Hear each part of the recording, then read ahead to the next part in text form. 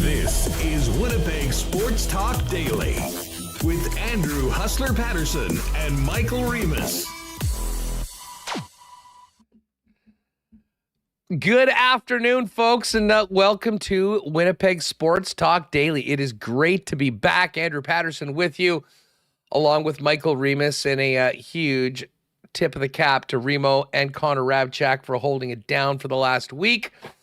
Well, I was down in Costa Rica with the Cool Bet gang for that Costa Rica Poker Open. What an amazing, amazing trip I had. Obviously, jumped on with the fellas on Friday, and I guess Monday after the AFC Championship with Remis. But really appreciated the work of the guys keeping the show rolling, and it was some great stuff. And what a fun week to be doing Winnipeg Sports Talk, as the Jets just laid down opponent after opponent on that road trip and are now back at home tonight with 2 remaining games before the break for the Four Nations. Tonight against the Carolina Hurricanes, and Friday night, our WST game of the month for February, Friday night game against the New York Islanders. I was just checking before the show. We've got 6 tickets left. So if you don't already have tickets for Friday, why don't you join us? Click, just go onto your browser and put in winnipegjets.com/WST. Grab your tickets. Your ticket will include a beverage of your choice. And you can come and get together with the WST group in section 316 for the last time we're going to see the Jets for a couple weeks before the NHL breaks for the Four Nations tournament. So hopefully we'll see you on Friday night. Our focus tonight, though, is on the Carolina Hurricanes' lone visit of the season. We get a chance to see Mikko Rantanen again. Seen him a couple times this year with the Colorado Avalanche. Now he is in the red of the Hurricanes. We'll be all over that tonight. We'll hear from the Winnipeg Jets coming up from the morning skate as well. Eric Comrie will get the start tonight for the Jets. It's been a lot of Connor Hellebuyck as of late. He's going to get the night off, and a big opportunity for Comrie going up against one of the top teams. And the Jets actually haven't seen this very often this year, but a home underdog in this game. They were an underdog last night at even money, and now it's plus 118, it seems, now that the leading candidate for the Hart Trophy, according to ESPN, Connor Hellebuyck, isn't playing tonight. But yes, it is the Jets' first game back after a long road trip. It is my first show back after a long road trip. It has been pointed in the stats, so hopefully myself and the Jets can step up today and have strong performances tonight at Canada Life Center and this afternoon here on Winnipeg Sports Talk. Listen, just before we get to the show today, a big thanks to all the sponsors that make Winnipeg Sports Talk happen each and every day. Of course, our friends at Princess Auto, Cool Bet Canada, Rollies Transfer, Manitoba Battery, fansfirst.ca, Canadian Club, Wallace & Wallace, F Apparel, the Winnipeg Jets, Little Brown Jug, Boston Pizza, and Royal Sports. And speaking of Royal Sports, I know Remis mentioned this yesterday, but if you have been like me waiting for the jerseys for the Four Nations Cup to come in, they are there now. Get them while you have them, and we'll touch on that a little bit later on. But welcome to everybody in chat. Thank you for welcoming me back. Shout out to all the podcast listeners. I've missed you all as well. And Michael Remis, great stuff last week, holding it down. It is great to be back, and right back at it tonight as the Jets host the Carolina Hurricanes. Yes, very good for you to be back, Hustler. To be honest, my stress levels are reduced a lot now that you're in the chair. So I'm having fun. It's a good time with the Four Nations coming up. And the Jets, the 2 games, we have our WST night on Friday. So feeling good. Very, very excited to be talking with you here today. Yeah, well, listen, and you know what? The big news, I guess this sort of stretched to sports. We saw some heavy booing of the U.S. anthem over these last few games. I hope that tensions have been dialed down a little bit with the announcement that, at least for the next 30 days, that will not be the case. And, I wouldn't expect it tonight to be roundful booing at Canada Life Centre, but I certainly understood that sentiment. Very few things can unite Canadians in today's society the way the last few days has been. So hopefully for all of our benefit that, they'll find a way to avoid this, that, will have, an incredible effect on so many people. And I would imagine that maybe the tensions will be down a little bit in and around the anthems tonight. But man, Remis, I know I was traveling all day yesterday. I did catch the show. It's going to be a lot of fun to just get back to the rink and see this team play a couple times before. But the game on Saturday night, game of the year potential. The top two teams in the league, and I just can't say enough about the way this team, we talked a lot about the depth of this team that has been questioned at times. For them to do what they've done without Adam Lowry, running the gauntlet through Boston and Montreal, and then the game against the Washington Capitals on the weekend. What's a 6-game heater coming into tonight? And this is, obviously you don't have Hellebuck in, so that, is... The results haven't been the same without Hellebuck in net, and I think that goes without saying. But a big opportunity for Comrie and the Winnipeg Jets to show they can do it without leaning on their all-star Vezina and Hart Trophy candidate goaltender. But this week is also, I think, we're going to see probably a few teams maybe look ahead to the break, as you often do before the All-Star game. But certainly, as we'll hear from Scott Arniel, this team is going to be focused, wants to put their best foot forward in these final two games, and then go and enjoy a well-earned break for everyone that won't be playing in the tournament. Yeah, quite a gauntlet of opponents here. You had Washington on Saturday, now Carolina, both teams atop the Eastern Conference. So the Winnipeg Jets, we know their record at home, very strong, special teams strong. Interesting enough that they gave Eric Comrie the start. I put out a poll, 68 votes so far, 46% say they're confident he'll step up, and I think he's been pretty solid when called upon.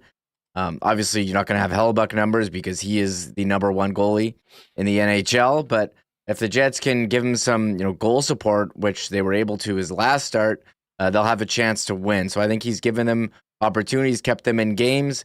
Just the goal support hasn't been there, and was there against Calgary. But hey, you got a really tough opponent on the other side in Carolina, and we'll get our first look of Mikko Rantanen in a Carolina jersey. And funny enough, I was talking with Mike yesterday about this. Mikko Rantanen has the opportunity to play the Jets 5 times this year because he 3 with Colorado and 2 with Carolina. It's not quite Sean Monahan playing 83 games last year, but one of those little trivia quirks that you get at. Yeah, well, this is going to be really neat to see this Carolina team. This is not a team that we see on national television very often, despite how good they've been for a number of years. This is the first time the Jets and Carolina and the Hurricanes have played this season this year. And it's a very different looking team than the one that played for the majority of the season. When you trade your top scorer in Marty Nakash for a player like Mikko Rantanen, it significantly changes how things look. But I don't need to tell any Jet fan about how good Rantanen is. But I'm quite intrigued to see how he looks now with Sebastian Aho, as opposed to, the privilege and opportunity of playing with Nate McKinnon, who I think is going to fluff anybody's numbers that gets that much time with it. But Rantanen's a beast. He's 6'4", 220, world-class scoring skill. This is going to be a big test for the Winnipeg Jets and certainly for Eric Comrie tonight. Now, listen, we're going to get to some audio from the Winnipeg Jets. We'll hear from Scott Arniel, Mark Scheifele as well, and, of course, Josh Morrissey, the two members of the Winnipeg Jets that should be on Team Canada. One is, one isn't. Josh Morrissey being the one that will be playing. And, of course, the OT winner, the hero on Saturday night. Jeff Hamilton's going to join us a little later on, Rima, but we'd be remiss if we didn't mention some big CFL and Bomber news right out of the gate. How long have we been waiting for this offensive coordinator? A couple months, basically, since post-Grey Cup and Buck Pierce got the job in BC. Well, we know now that it is Jason Hogan that's going to be taking over as the Bomber OC, announced today. The former Bomber running backs coach who had such a great relationship with Brady Oliveira. I'll be honest, I wasn't aware that Hogan spent 9 years in the CFL as a quarterback and has 3 Grey Cup rings as a backup. But Hogan has been announced as a new offensive coordinator. Another guy that was mentioned as a potential addition to the coaching staff as the OC was Jarius Jackson. He will be a member of the Bombers coaching staff, but he won't be the OC. He will be the quarterback's coach. So big news when it comes to the Bomber coaching staff as Mike O'Shea rounds out the offensive side of the equation. And then some tough news, I think, for some Bomber fans, that Kenny Lawler and Liam Dobson, who I think is a big loss for the Bombers up on that offensive line, they are both on their way to Hamilton, reportedly, as the week of tampering in the Canadian Football League gets into to full tilt. So some big Bomber news right out of the gate today as well. Yeah, coming off the weekend's news, Huss, where it was announced Dalton Schoen signed with the Bombers. We're wondering, would they be able to keep Kenny Lawler and Dalton Schoen? That was the conversation we've been having for weeks. And Kenny Lawler seemingly fielding offers from a number of teams. Calgary was in on him with Vernon Adams now. And it was Hamilton, Hamilton Bombers. That's what they signed. I think it's Taiwan Garba, Drew Waltarski, Liam Dobson hit to the O-line. Now, they were able to keep some other players on the O-line, like Pat Neufeld and Stanley Bryant, but he was an all-star for them last year, Dobson, so that's going to be a big loss. So I'm looking forward to having Jeff on. As Jeff Hamilton reported last night, Kenny Lawler would be, or informed the Bombers that he would be moving on, and who Jeff noting on X that Jackson was being considered for OC, but O'Shea shows off his loyalty and promotes from within. And look, the Bombers have had so much success, so they're going with Hogan, who Brady Oliveira praised repeatedly at the awards when he won MOP. So, if you were complaining at the Grey Cup that they didn't run the ball enough, I think putting in the running back coach would be a remedy for that. I'm saying that tongue in cheek. Yeah, I wouldn't disagree that we might even see, well, I don't know whether we'll see more Brady Oliveira, but I think we'll maybe see more Brady Oliveira in the higher leverage moments of football games. And I think running the football will still be a huge part of the Blue Bomber plan. But I will point out with the loss of Dobson that, your running game is only as good as the guys blocking for your running back. Now, you can have an all-world running back like Brady Oliveira who will turn 2 yards into 4 or 3 yards into 7. And I don't think that's going to change. But, from a personnel-wise heading into free agency, how that line looks is going to be a major focus. And we'll get into this with Hammer a little later on. Because really, if you think back to the beginning of the Kyle Walters era as the general manager of the Bombers, he focused on 2 things: offensive line and Canadian talent. And just this week, a big loss when it comes to Liam Dobson on that offensive line, and certainly and more Canadian talent leaving. I know you would have touched on this yesterday. Tyrell Ford going to join his brother in Edmonton. And I guess right now and we haven't really gotten into free agency, so I'm not sure we can raise the banner just yet. But it does sound like the Edmonton Elks have been the offseason champions to this point of this very young CFL offseason. Yeah, they did sign Tyrell Ford. We had talked for a while. Could Tyrell and Trey unite? Here, but it did happen over there. Jake Serezna, a big signing for them. I have nightmares about him. They signed receiver Keon Julian Grant. So they've made a number of moves. And I see the CFL account saying, are the Elks building a powerhouse? I'm weary. I'm weary of off-season champions, Huss. We've seen it in the NHL. The Jets were off-season champions. The Predators, the Senators, Dallas. It doesn't happen right away. It takes years. The Bombers have the continuity. I think that's unmatched in the CFL, and they've gone to 5 straight Grey Cups. So we'll have to wait and see how they, fill some of these spots. Tyrell Ford, I thought that was a big loss, but we've seen the Bombers come out and find these American DBs, like Dietrich Nickel, like DeAndre Alford in the past, like Terrell Bonds. So they've been able to find guys, and we'll see what happens here when it officially opens. This is like the tampering period, but they're saying what everyone is going to do when it opens on February 11th. Yeah, it's very confusing. Teams are able to come to agreements with teams, and I guess until things are signed officially, they're not official. But it sounds like, and I'll be honest, I kind of expected Kenny Lawler to be gone. Great news that Dalton Schoen's back, and he'll have a lot to prove this season after missing pretty much the entire year last year, after being lost early in the campaign. But this is a little bit of a different scenario for Kyle Walters. I mean, there are much bigger holes, I think, than we've seen in that Bomber lineup heading into free agency over the last few years. So Jeff will come up in hour 2 of the program. We'll get to that. And as Michael mentioned, we do have John Shannon coming up. Shannon sat down with Chevy yesterday on the 100% Hockey podcast he does with Darren Millard.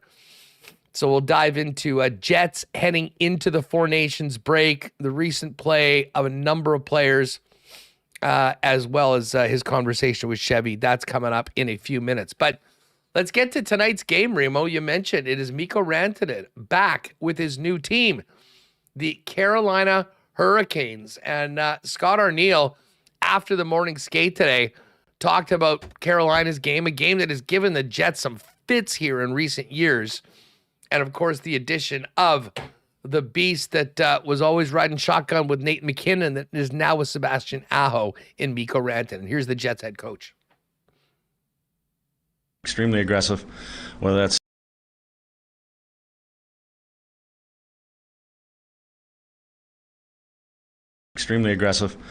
that's defending in their end, whether it's coming after you in the offensive end. They put a lot of pressure on the puck, and times you'll see defensemen up by their defensive blue line, forwards down low. It's the pressure that he expects them to do, and it's just they come at you quick, so it means you have to play fast. You got to do things a heck of a lot quicker than maybe you've done in the past. After you played that 4th game against Colorado, I guess you were thinking, okay, good, we're done with Mikko Rantanen for the year. Yeah, you got him twice more yet. Yeah, I watched a little bit of tape on him. Obviously, we know what a great player he is, and when he gets that puck on his stick, him and certainly his countryman Aho playing together, there's some chemistry there. You can see it happening pretty quick. But elite player, we just saw a couple of those guys recently on the road, so you have to know where they are. You have to pay a special attention to them. Yeah, our focus is going to be on tonight in Carolina and the Jets. But, Remo, we are going to get a glimpse of maybe what could be part of Finland's top line at the Four Nations Cup with Aho, Barkov, Barkov obviously on Florida. But I wouldn't at all be surprised if Aho and Rantanen are wearing Finnish jerseys playing along the same sides together as they will be tonight at Canada Life Center. Yeah, we need I need to look at some projected lines here, or we got to get the coaches to say what they're going to do, because we were looking at some of the lines on CoolBet for top scorer and stuff, and it was hard to know without projecting the lines. I guess we can play fantasy hockey here and make our own. And yeah, we'll be getting a good look at Aho, Rantanen, and they also have Seth Jarvis. He's playing on the third line with Jordan Staal, but he also gets a lot of top power play minutes, big score for them. And lost in the whole Rantanen trade is Taylor Hall, wearing number 71. We remember him from the 1-for-1 trade. How many teams has he played on since? Can you name all of them? Do you remember Buffalo Sabre, Taylor Hall? Yeah, that happened. So he's on Chicago, rescued from a bottom feeder. Now in the second line, and how about former Winnipeg Jet Jack Roslovic, rocking number 98, having a very good season. He's played up and down the lineup, played on the top line at times. and he's been scoring some goals for them. So congratulations to Jack, who moved on from Columbus to the Rangers last year, signed in Carolina as a free agent. Yeah, Jack's kind of going for the Cy Young. He's got 18 goals, only 9 assists. But you mentioned Seth Jarvis, of course, the Winnipeg native, a homecoming. I'm sure there'll be a few Jarvis jerseys with friends and family supporting him in the rink tonight. Another really solid season. He, in fact, leads the Carolina Hurricanes right now, at least with goals as Hurricanes, with 20 goals, 20 assists in 40 games, and will be a member of Team Canada. Now, I think we all agree that Mark Scheifele got completely hosed and continues to prove that night in and night out, being number 2 in goal scoring in the National Hockey League, but doesn't take anything away from what Jarvis has done and the type of player that he has turned out to be. Arnie, in fact, talked about Winnipeg native Seth Jarvis this morning and what he brings to the table tonight. Yeah, I saw a little bit of him, obviously, when I was in the East there, when he was just young and coming.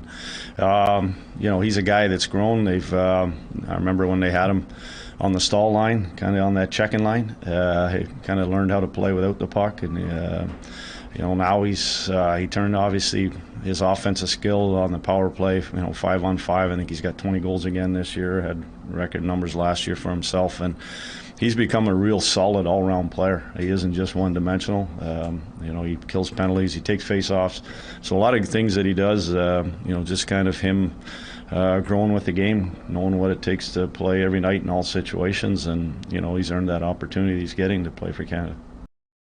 All right, so there's Scott Arniel on Seth Jarvis. Now, one thing, with the team back and all of the local media getting a chance to get their cracks at Arnie, we're wondering about a little bit of an injury update. How's Adam Lowry doing? What's up with Morgan Barron? Scott Arniel gave a little bit of an infirmary update on those 2 players from the Winnipeg Jets. Here's what the coach had to say about Lowry and Barron's status. None of them have started to skate yet, so might see them on the ice just prior to us getting back, prior to us coming back. But as of right now, nobody's been on the ice, no. In that sense, I guess this 2-week break is coming at a good time for them specifically, right? Because that's 2 weeks worth of games that they're not going to miss. Yeah, for sure. You don't ever want to see it happen, but this break kind of will certainly help them, help us a little bit. Not having them miss so many games. The timing's right. So, sorry, just to be clear, would you still list them as week to week, but hoping that they could be available once you do? Well, I will look at Bears a little farther behind. Okay. Lau. We'll see what Lau is. They haven't started to skate, so I don't have an idea on that yet. So that'll start with conditioning, comfort conditioning, and then go from there. All right, so, as expected, we weren't expecting Adam Lowry before the Four Nations break. Certainly Morgan Barron, a little bit behind Adam Lowry on that schedule of return. But as we mentioned, the timing of the Lowry injury in particular, Remis, considering that it looked like, when we hear week to week, we know that we're talking about multiple weeks. The fact that, he won't be missing Winnipeg Jet games after Friday for 2 weeks, and the hope would be is if during the break he can get back onto the ice, get that win, get that conditioning ready, that, we might be able to see Adam Lowry early in the return, potentially, I guess, as soon as the first game back. By the way, I was just looking at the schedule today. This Four Nations Cup goes until February 20th. The final of the tournament is the 20th of February in Boston. The Jets play the St. Louis Blues Saturday night, February 22nd. So, there is no time at all for a turnaround. I'd imagine most teams, will be practicing on the 21st, and then, boom, right back into action on that Friday. So, we'll see what that means for, Connor, Morrissey, and Connor Hellebuck as well. Based on their participation and who, of course, is playing in that final game on the 20th. 2 of the 4 teams will be finished on Monday the 17th, and that shouldn't impact them at all. But going to be a very, very quick turnaround. Speaking of Connor Hellebuck, I clicked on our old buddy Greg Wyshynski's article today over at ESPN. And guess who ESPN is touting as the new favorite for the Hart Trophy? It is, in fact, Connor Hellebuck. Now, Helly's getting a night off today after running the table on that road trip. Here's what Scott Arniel had to say just about, oh, you've got the list right there. But yeah, here's what Scott Arniel had to say about what makes Connor the best to do it in the NHL right now. You see the preparation that he takes. He watches video. He does not like to get scored on in practice, and that's usually a trait from great goaltenders. Every puck, every rebound in practice is he's fighting for it, and he's hooping and hollering, and the players are hooping and hollering when they score on him, and it's just part of the cat and mouse game that he's always likes to play. The other side for me is his, just his ability to read plays. It almost seems sometimes he's one step ahead of what's coming next, and his anticipation and getting to those spots, what might look like an open net, he all of a sudden he's there and he's waiting on it, and he's a big guy that moves extremely well. And one follow-up with his total investment in the game, with the workload that he deals with at such an impressive level, what catches your attention with his ability to recharge mentally and physically to maintain his level? Yeah, he wants to play every night. Believe me, he tells me that too. So he's a guy that he loves. He doesn't miss many practices. He gets himself fired up to go. He likes these challenges whenever these top end players come into town or we're playing against them on the road. He takes it as a challenge all the time, and he's just driven to be the best, and he does it every night. All right, there's Coach Arniel talking about Connor Hellebuck, and I believe that was our old pal Trip Tracy asking Arnie about Connor Hellebuck. Now, listen, we're going to hear from Mark Scheifele and from Josh Morrissey. But Remo, I know you don't want to wait any longer to comment on the Rat, Ryan Hartman's suspension, 10 games from the National Hockey League for a WWE move on Tim Stützle of the Ottawa Senators on the weekend. Yes, I was saying yesterday on the show that Ryan Hartman must have wished he was in the Royal Rumble. I probably would have done it as well as I Show Speed. He pulled up the DDT move on Tim Stützle on Saturday. Ryan Hartman's defense, Hustler, was, now listen to this.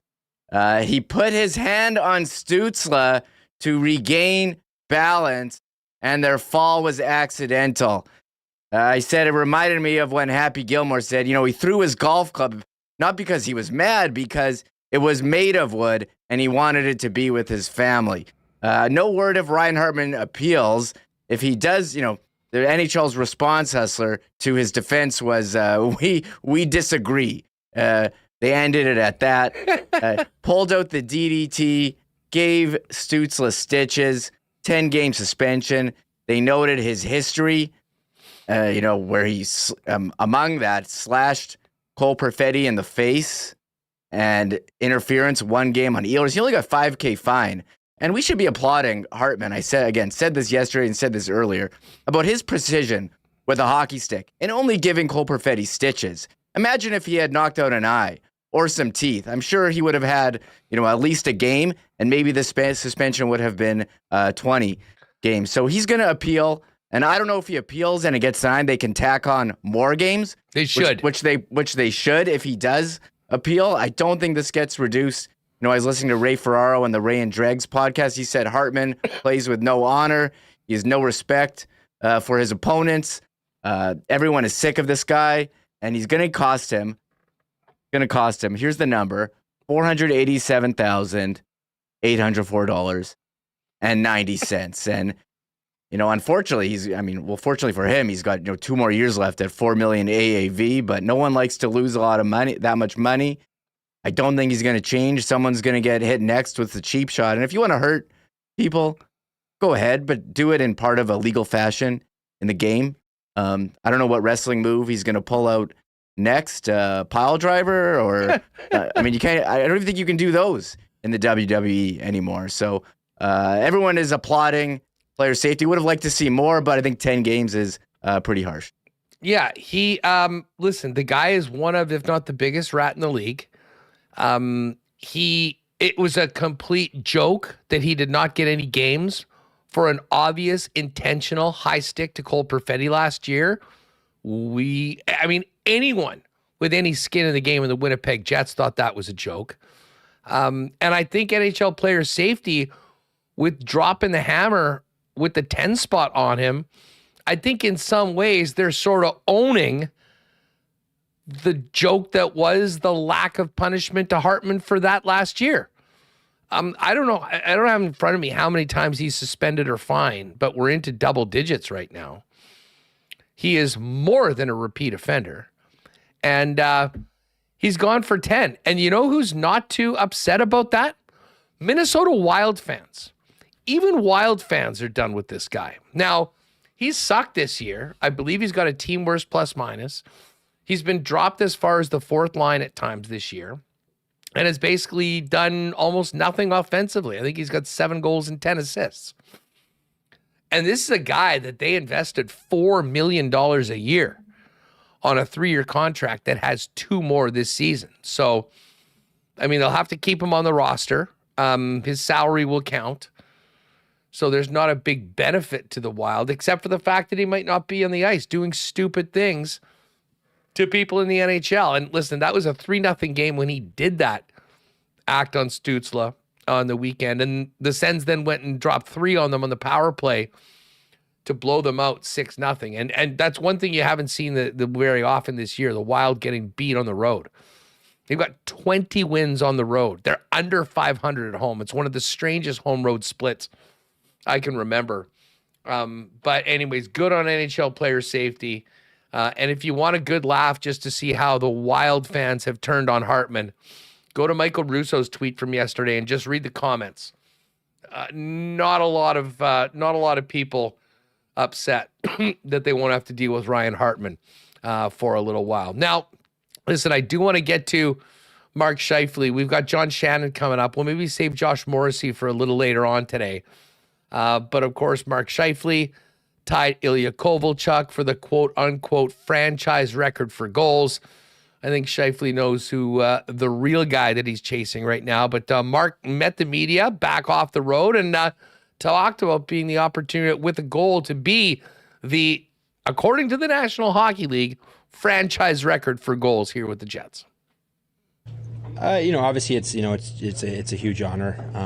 You don't take that lightly, and personally, I'm chasing another guy. I'm chasing Dale as well. So, he was such a big part of my life, and him playing here and being so enthralled in the Winnipeg community.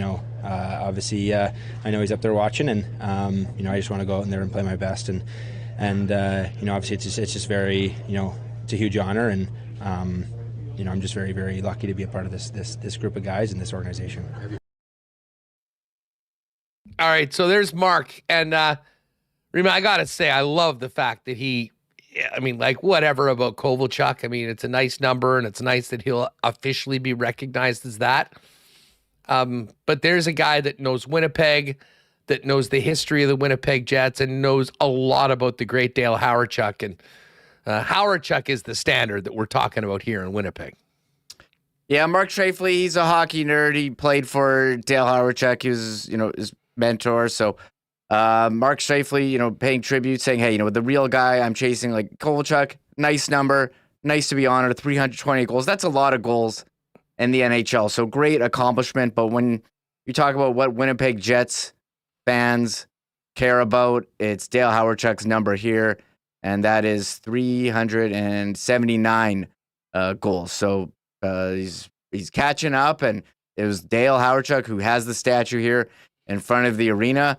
But this is the way the NHL has done their record book, where the Jets inherited the Thrashers records, and Jets 1.0 records are part of the inactive Arizona Coyotes, and Utah was so lucky to start fresh. So maybe that'll change in the future. Other leagues have changed it, but there'll be I'm sure, honoring of Mark Scheifele for passing the record, but I don't think it's the one that fans care about, and I think the NHL has made this confusing for a lot of people. Well, let's hope Balls and the gang at the game production crew have something ready to go tonight, and they've got to use it because with one goal, he will officially be the franchise leader. And Scheifele talked about just the opportunity of being able to set it at home.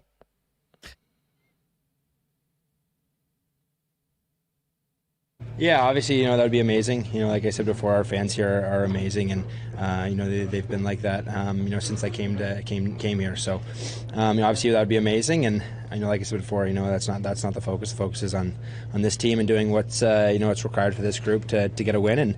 And the focus is against the Hurricanes tonight, and just want to go out there and have a good game. Games for Scheif with a few more goals heading into the break. We could be talking about a push for the Rocket Richard Trophy. Going into tonight's game, Scheifele 1 goal ahead of his line mate Kyle Connor, tied with Sam Reinhart, but just 5 goals off the league lead. Leon Draisaitl with the Edmonton Oilers right now with 36 on the campaign. But it's been an unbelievable season for Scheifele offensively, goal scoring as well. And he talked about being on pace right now to set a new career high in goals this season. I play with some fantastic players. Obviously our power play being as good as it's been this year obviously helps, but I play with some fantastic players. Having Josh behind me, a lot of shifts. Playing with Casey and Gabe, they've been absolutely phenomenal this year, and I've been so lucky to play alongside them and get to know their games and continue to work together. So I'm just a very lucky man. We don't talk very much about Ilya Kovalchuk on this show for obvious reasons. Never played here in Winnipeg, and he's basically been a part of all these franchise records that we've had to look at or had people talk about, even if we kind of focus more on the Winnipeg records. But Scheifele was asked if he ever crossed paths with Kovalchuk, who was an incredible goal scorer in his own right here in the NHL. Played against him, a couple times, but it's crazy actually. In junior, my brother reminded me of this. In junior, it was I think my second year, I started using a Kovalchuk curve. So, that's changed obviously since Otzi has taken the helm. But I did. It was kind of funny to think he was like, hey, like back in the day, you're using a Kovalchuk curve, and now you're and you have a Kovalchuk stick back home in Kitchener, and now you're chasing him for the goals leader. So it was kind of a humbling thing to think about. Big stick guy, Mark Scheifele Reem. I can't say that I'm surprised that there were. It's funny. I'm surprised that his brother had to remind him about the Kovalchuk curve, because knowing how detailed Mark Scheifele is about just about everything when it comes to hockey, would have thought that might have been right on top of his mind. But he can pop one tonight and become officially the franchise leader, and then continue that quest to catch his mentor and former coach, the great Dale Hawerchuk. Now, we'll have some Josh Morrissey for you a little later on. Talk a little bit about the Four Nations, which is going to be getting underway next week in Montreal. And, of course, Josh Morrissey will be the Jets representative on Team Canada. But we're going to bring in John Shannon for a great chat on the Winnipeg Jets coming up. Before we do that, though, let me give some love to our friends over at Rolly's Transfer, the most trusted name in moving in Manitoba, family owned and operated for over 60 years here in Manitoba. If you and your family are on the move in 2025, get the white glove treatment from Rolly's, now into their 7th decade, helping Manitobans relocate with the best in moving and transfer services around. What you're going to want to do is check out their website at rollies.com. You can find out everything that Rollies has to offer. But in that top right corner, click on Request an Estimate for your next move and put in the promo code WST for a special discount on moving services and moving supplies. Let them know when you are moving, where you're moving, and what needs to be moved. And the friendly staff at Rollies will turn it around quickly and get you a great quote and get you locked in for the white glove treatment that only Rollies can provide. For your next move, make it Rollies, the most trusted name in moving in Manitoba. Find out more, request an estimate today over at Rollies.com. I will admit, I got off the plane yesterday here in Winnipeg and experienced about a 50-degree Celsius difference from plus 30 leaving to minus 20 arriving. And it reminded me that, yeah, we're not out of the woods yet for the Winnipeg winter. February could be gnarly. It's not going to be particularly warm for the next couple weeks, which means if you've been hanging on by a string with that car battery, get it taken care of down at Manitoba Battery. Now, what you can do is pop into either Manitoba Battery location for a free battery test. They'll let you know how that battery's looking, and if you need one, you'll be able to do the exchange right there and get the best deal on batteries, period, in Manitoba while shopping local. Right now, AC Delco batteries, all sizes, only $149.50 with core exchange. When it comes to batteries for your car or truck or literally anything, Manitoba Battery is where you can shop local and get the best prices in town, period, beating the pants off the big box stores with the best service in town as well, as Donnie and the gang will deliver those batteries to you for free anywhere in the city with any purchase over $60, just $60. It is just that easy for all your battery needs. Make it Manitoba Battery, Dovercourt Drive, Logan Avenue locations, and online at manitobabattery.com. And hey, folks, a lot of people looking forward to the spring and summer wedding season, or many guys just looking to up their menswear game. And you know what that means? A trip down to F Apparel at 190 Smith Street downtown with the best in custom men's clothing 12 months a year and the go-to spot to look your best for the biggest day of your life if you are getting married. And heck, it's not just about the groom. What about the fellas in the wedding party? Head on down to F Apparel for a special discount when the boys get their suits for the big day at F Apparel. You can find out more online at that's EPHapparel.com. You can book a time to come in for a fitting or pop down and see the guys in person at 190 Smith Street downtown. All right. We've got John Shannon coming up, Jeff Hamilton, lots of CFL talk as we get towards free agency later on today. But right now, let's welcome in John Shannon to Winnipeg Sports Talk for the latest on the Jets. John, great to welcome you back to Winnipeg Sports Talk. How are you?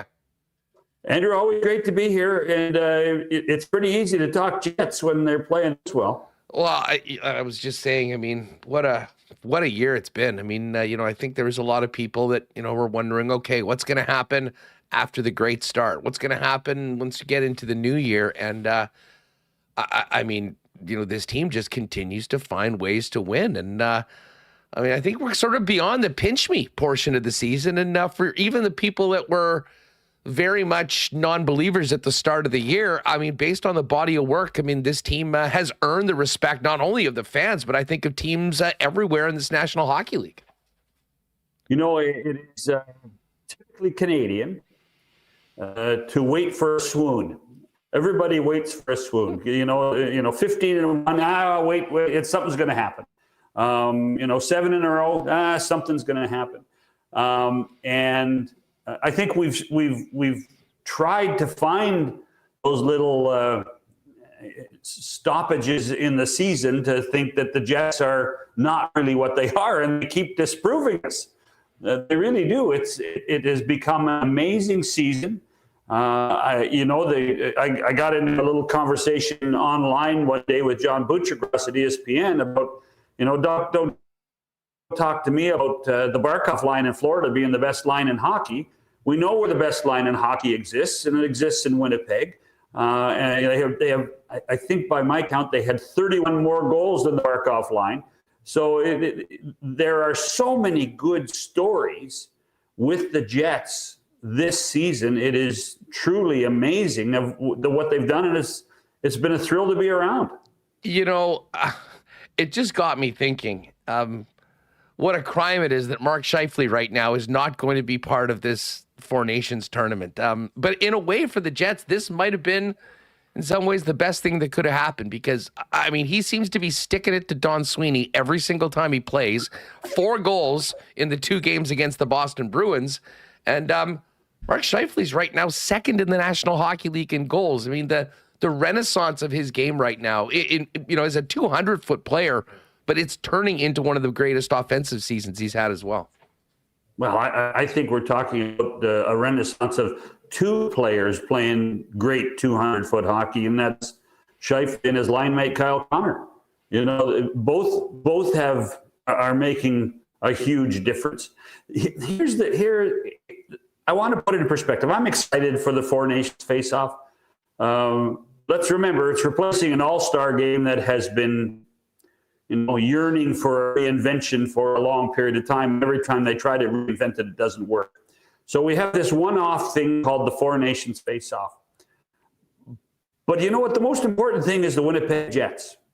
The most important thing is the Winnipeg Jets are healthy in the month of March. I want Canada to win. I think it'll be great. But if I'm a selfish guy too when it comes to hockey clubs, and the Winnipeg Jets are more important in so many ways in the long run than 8 days of hockey in Boston and Montreal. So is it a slight? Yeah, it's a slight. But you know what? We won't utter 1 ounce of regret the second week of March when the Jets are still flying, and we will not even remember the Four Nations face-off by then. And all we're going to be doing is concerned about teams like the Jets playing as well as they can as they get ready for the Stanley Cup playoffs. Maybe I'm just an extraordinarily positive person, but I kind of see benefits on both sides. I mean, I think with the season Mark's having, a little bit of a burr in his saddle, trying to prove people wrong and getting a nice bit of time off to go and relax, maybe go somewhere warm, I think will be great for him. But I'm interested, John, in how you think. I really do believe for Josh Morrissey, for Kyle Connor, Connor Hellebuck, I mean, I'm not sure how much better that he can get, but I think for those players, especially Josh and Kyle, this could be something that, maybe pushes them even to another level, if that's possible, with how well they played this year. Well, I think it will with awareness. In many ways, the Jets are the best secret in the game, and they have the most points in the game. We always talk about constantly when any of the Western Canadian teams go on Eastern swings that people finally realize, hey, they're pretty good. This trip to Montreal, Boston, and Washington was another wake-up call for the East to say, wow, the Jets are really, really good. The game in Washington Saturday night was as spectacular a game as you can find in the regular season. It had everything in it. And then there are more people talking about it. And not just about the Jets. I think that there'll be a coming out party for Morrissey, and I think there'll be a coming out party for Zach Werenski of the Columbus Blue Jackets. When we talk about Norris Trophy candidates, those two guys are going to be raised in that conversation. Kyle Connor is going to be one of those guys where, as good as we have seen him play this year, there are going to be people in the national media in both countries say, holy smokes, we didn't realize he was this fast. We always just thought he was a small sniper. Well, you know what? He's more than that. The guy that contradicts that, though, you're right, is Connor Hellebuck. Because what's going to happen out of this, if the Americans do win and Connor's the backbone of it, which he probably will be, is we're going to start hearing a lot more discussion of not only the Vezina, but the Hart Trophy for Connor Hellebuck. And that will create some momentum for that discussion between now and the end of the regular season. I'm interested in the usage. I mean, the Jets, of course, have Carolina tonight at home, and then the Islanders on Friday. I mean, the games, you've got 2 days in between all these games. I mean, I think it's safe to say if the Jets were in another position, probably a very good chance they play Hellebuck on both of those nights. But he has been the busiest goaltender this year. And I mean, why wouldn't you play him with the way that he's played so far, John? But, with where the team is in the standings and the extra work that he'll likely get during the Four Nations, I am quite interested in whether the coaching staff scales back his minutes a little bit more going down the stretch when will still be so much on the line as they look to grab that number 1 seed in the West. Well, this has been a burr in my saddle for, gosh, I've been doing CGOB, I think, for 5 years now. So this has been a burr in my saddle for 5 years, is that I always worry about goaltenders playing more than 60 games. And it's not just the wear and tear of the 60 games, it's the wear and tear of practice. Now, I do understand that Hellebuck probably practices as smart as any goaltender ever has, and knows when not to expel too much energy, which is a positive. But you're going to laugh with 2 days off, and with the fact that that there is a little bit of a break for the Four Nations. I'd play Hellebuck both games. I really would. I think we're seeing a lot of teams saying, you know what, we're going to go full bore until the break. We are going to do and spend all of this energy because our guys, for the most part, are going to be able to recuperate over that period of time, except for let's face it, except for the 82 guys or 92 guys rather that are in the Four Nations face-off. Yeah, and again, it is a 2-week period. 2 of the teams are going to play 3 games. 2 of the teams are going to play 4 games. Although I was looking ahead to the schedule afterwards, one thing that did catch me off guard is that final game is in Boston on the 20th.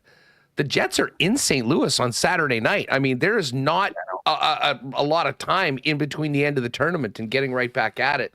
So I'd imagine that Comrie probably will play in that game. And it looks like Comrie's going to be starting tonight. So maybe Hellebuck gets that final game going in with the Islanders on Friday night.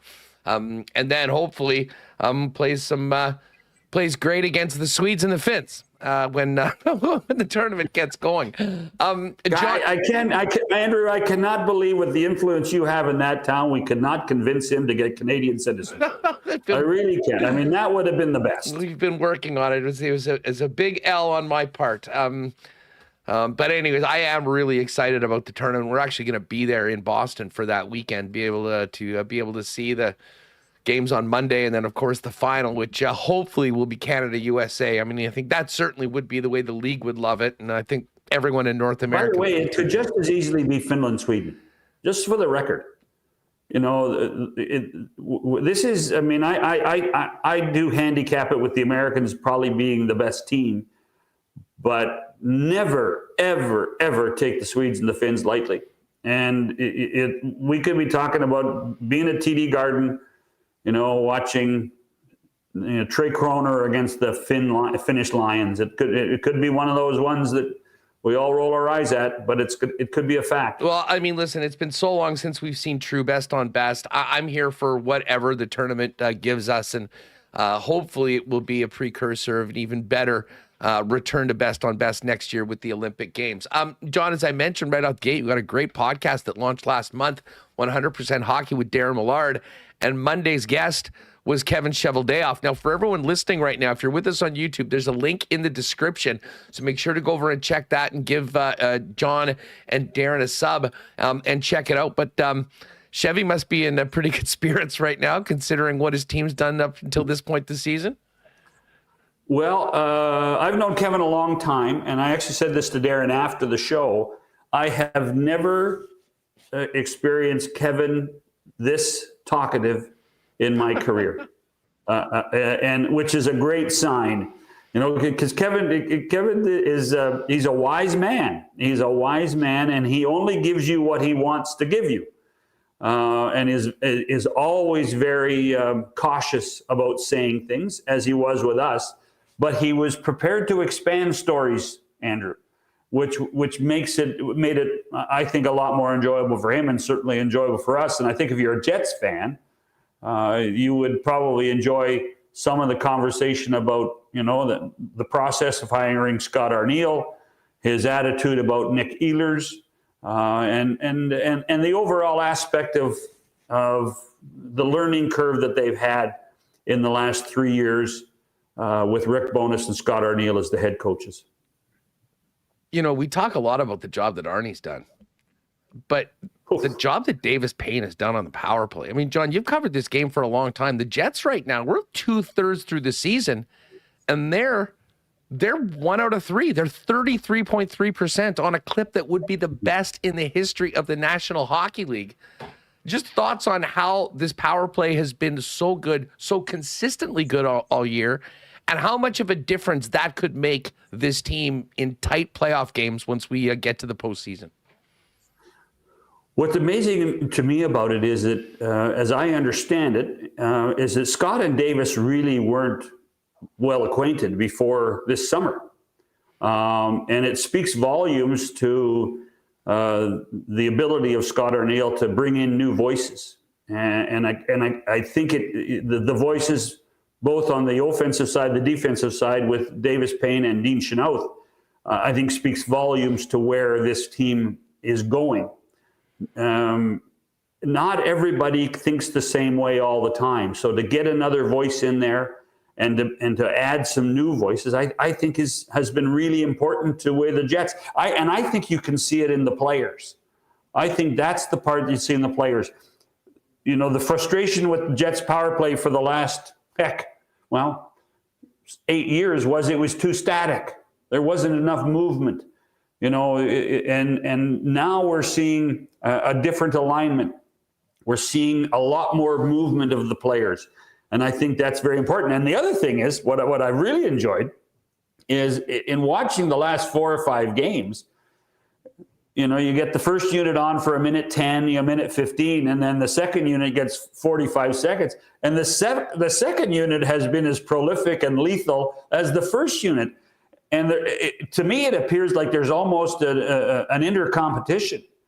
That, you know what, if we get our chance out there with the Nemesnikov group and with Niederreiter and those guys, we're gonna have a couple of scoring opportunities as well. And I think that's a healthy part of what has made this power play so effective.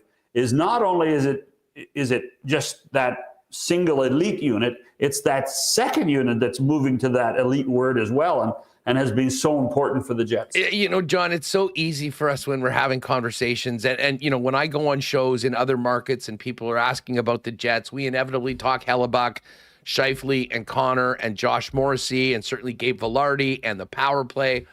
But as of late, we've seen a real nice uptick in Cole Perfetti's production. I wanted to ask you just about Cole and how big that is for him to start seeing the red light go on and feeling good about his offensive game, because he has come around big time as a player that can help you when he's not scoring. And the other guy on the blue line that I don't think a lot of people outside this market have any idea how impactful he is. Can I guess? Yes. Dylan Sandberg. You knew exactly where I was going. Sure. Well, I think those two, I think if you talk about what's the difference between this team this season versus last year and the 110 points, I think it's the dimensions that both Perfetti and Sandberg have added. You know, and that's not a knock at the guys who were here before. That's not a knock at Sean Monahan and Foley after the deadline. It's not a knock at Brendan Dillon. But those two young guys have added something tremendously positive to the Jets. And I think that it has shown a great deal more resilience to the hockey club. Cole Perfetti, to me, is finally getting a full-time chance. And hockey players are creatures of habit. They need the ice time. They need the regularity. So now we know that he's going to be on the quote-unquote second line. He's going to, for the most part, have Nick Ehlers on the other side, and usually Nemesnikov, or, you know, before he got hurt, it was Adam Lowry for a couple of games. You know, those are things that allow a player to flourish. I've spent a lot of time around the Edmonton Oilers, and, you know, I've watched two players in their careers really kind of waver in and out because they kept getting moved around. Ryan Nugent-Hopkins and Sam Gagner before him. And there was no continuity. And what we're seeing with Cole Perfetti playing that wing, there's a ton of continuity, and players love that. They just love knowing that they're going to get their regular shift. They're going to play with the same guys. And I think it's been a real positive. And I quite frankly, I think that's been one of the great attributes of this hockey club is as much as we enjoy watching it, there hasn't been a tremendous amount of line juggling. There hasn't been a tremendous amount of this guy's out and gonna sulk because he's sitting in the press box.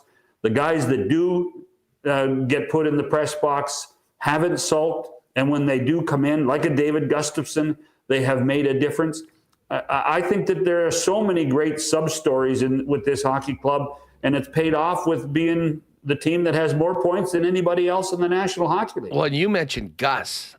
He's a guy that's had sort of a tough run of luck. I mean, came in. I was surprised that he was behind Kapari to begin the season, and Kapari really jumped out on that opportunity and made the most of it. And then he gets back in the lineup. We remembered what happened with Boston and Trent Frederick when the Jets were putting up a snowman on them in that game. But for Gus to play the way he has, and really that bottom six to step up in the absence of Adam Lowry, just another sign that the depth of this team is something that can really be a difference when you're going through those tough times. And listen, we all know you want to win a Stanley Cup, you're going to grind for 2 months against the best competition in the National Hockey League, and you're not going to have a full roster on every night. And I would say that these last couple of weeks without Adam Lowry, there's a number of players that I think have shown the coaching staff that they can be counted on in big moments as we continue this season and get into the playoffs. Yeah, listen, I don't even mind Adam Lowry being able to recuperate properly. The team, you're right about the guys that have been able to come into the lineup and make a difference. How about Parker Ford coming in and doing what Parker Ford has done for a couple of games? Yeah. So having Adam being able to recuperate and rest and hopefully be in the lineup in that game in St. Louis on the 24th or 22nd or whatever it is, that to me is a positive. You talk to players around the NHL and you ask them, when does your body start to hurt? When does your body start to break down? And they usually tell you just after Christmas.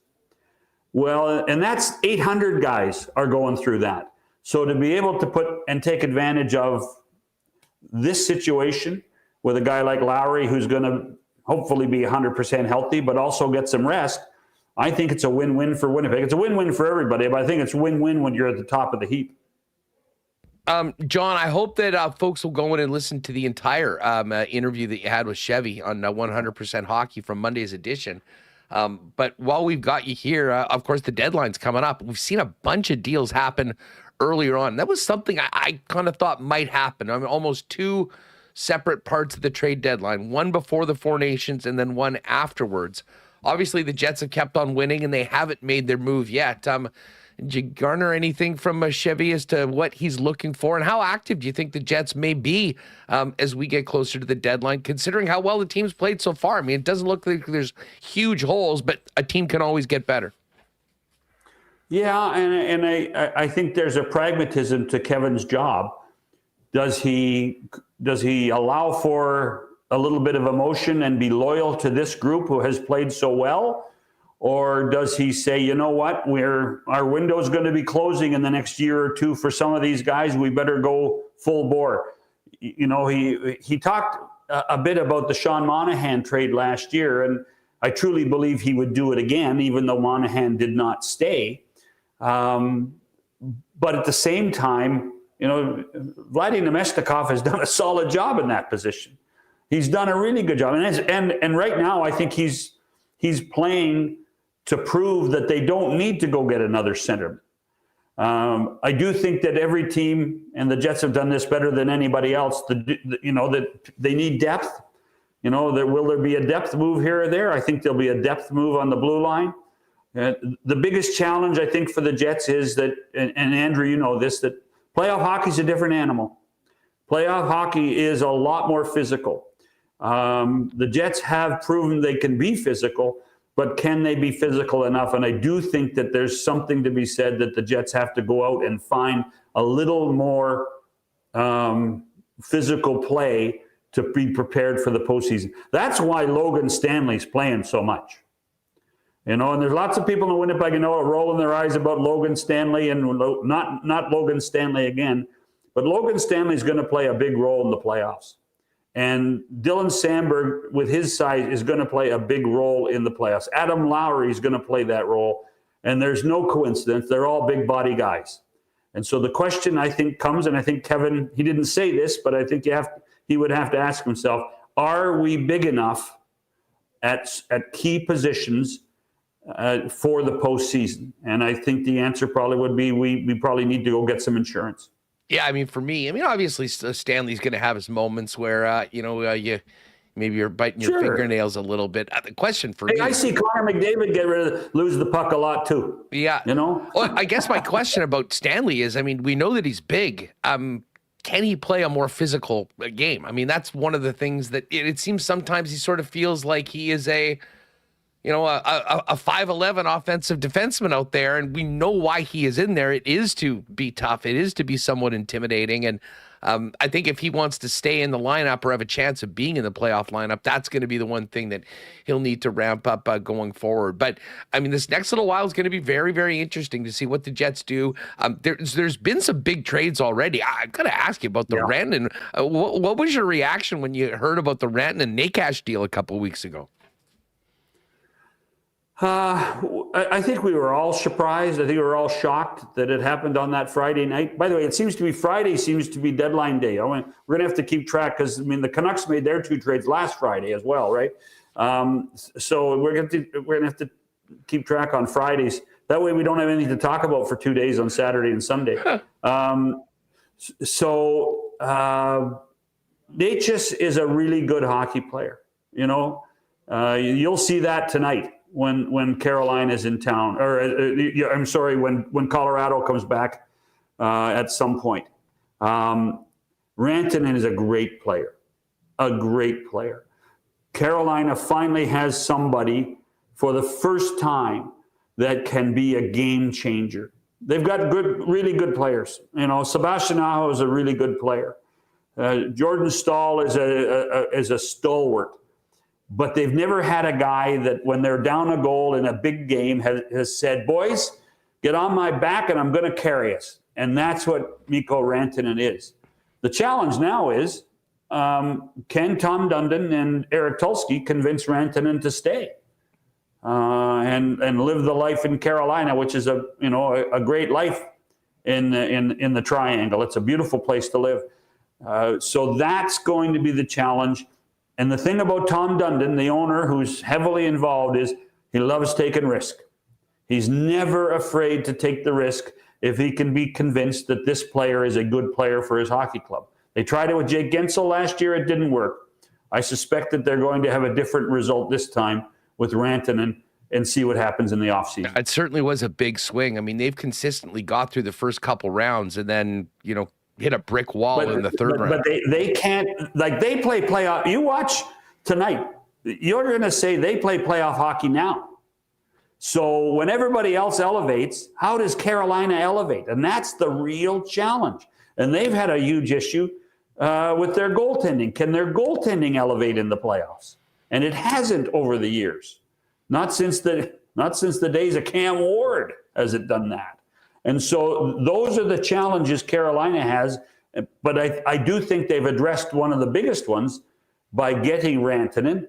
And Dundon will say, well, we'll worry about signing him when that event occurs.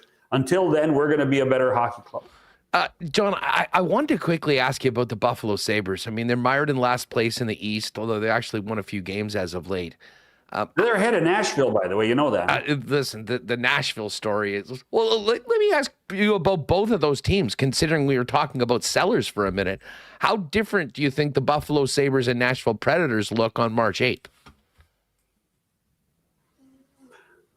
I don't think Nashville will look much different with their nucleus.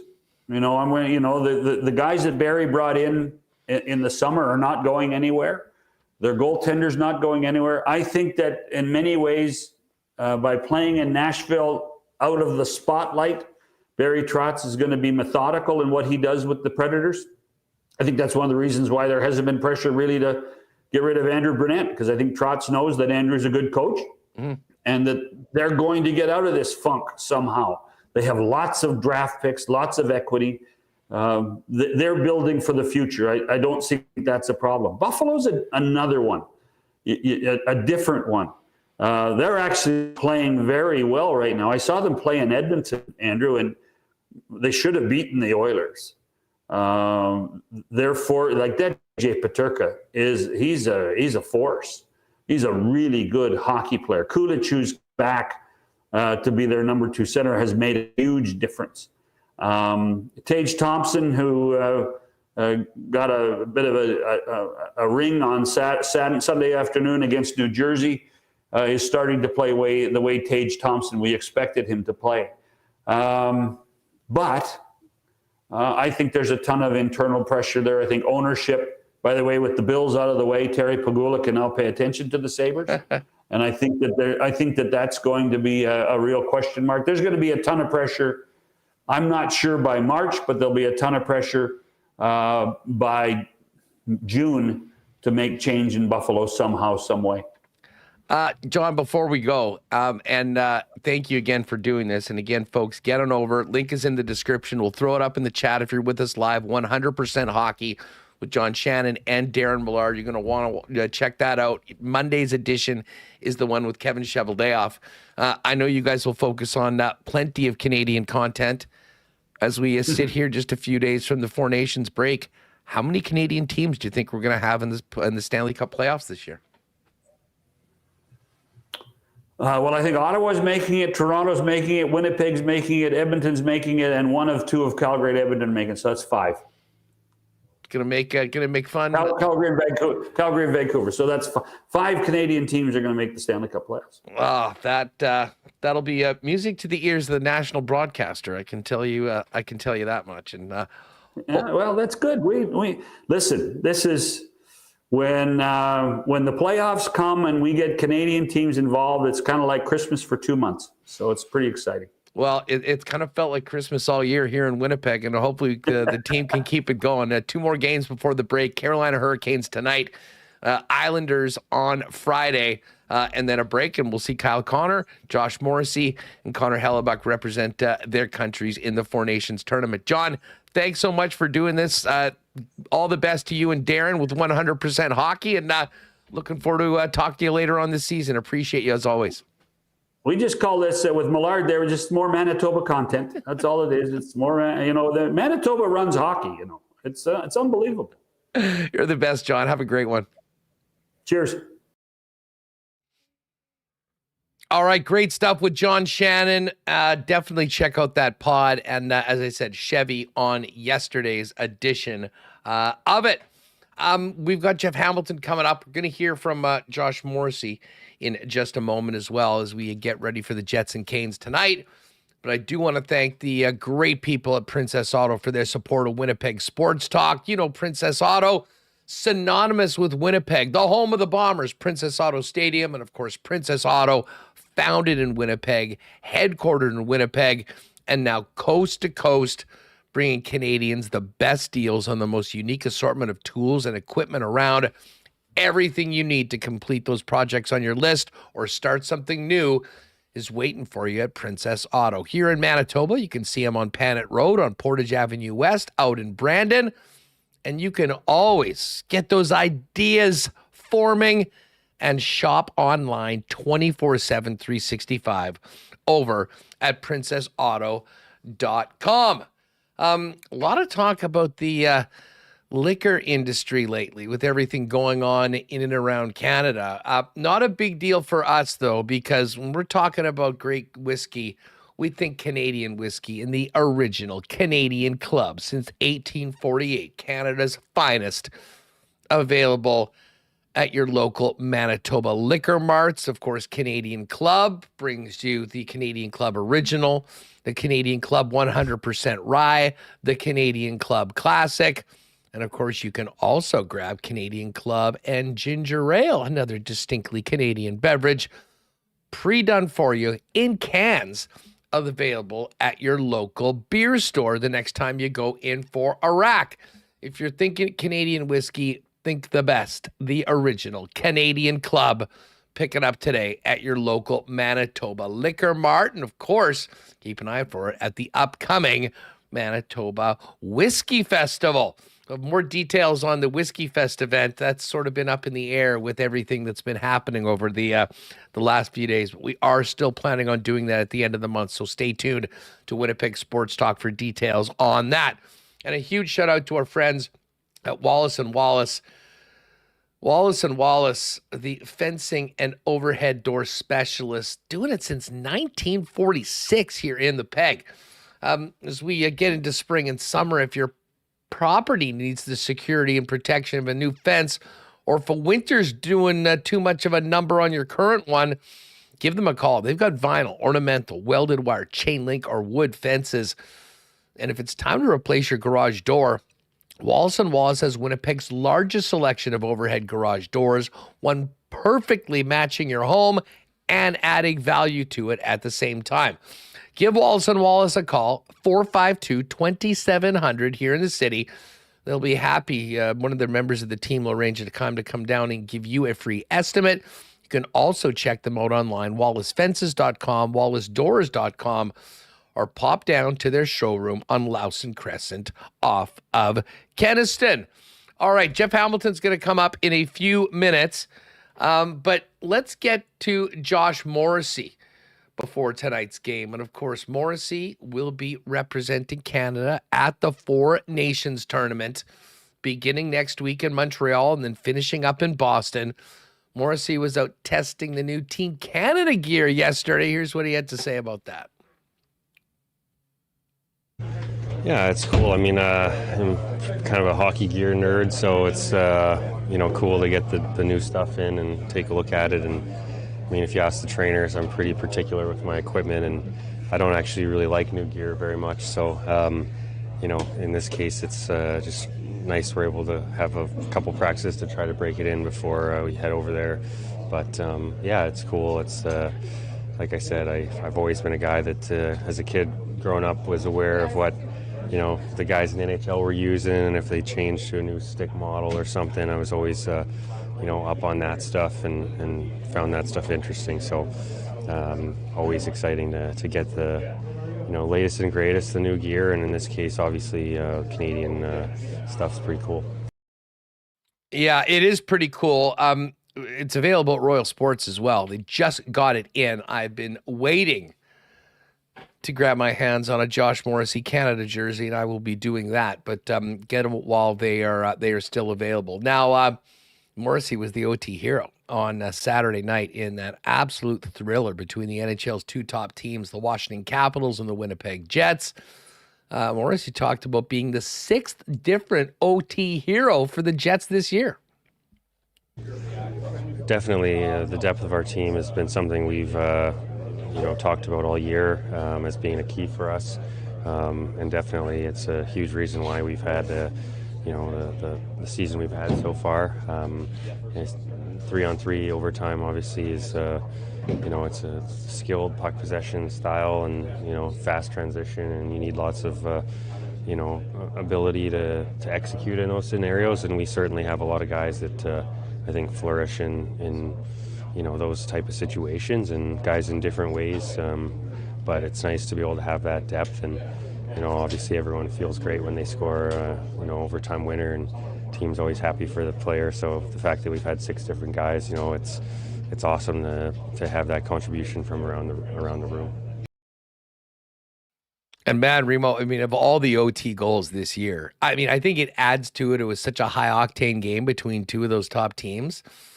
We heard from Scheifele before, Morrissey right now, and I mean, that give and go textbook 3-on-3 play. I mean, pretty amazing end to that hockey game on Saturday. They kept the Jets on top of the league.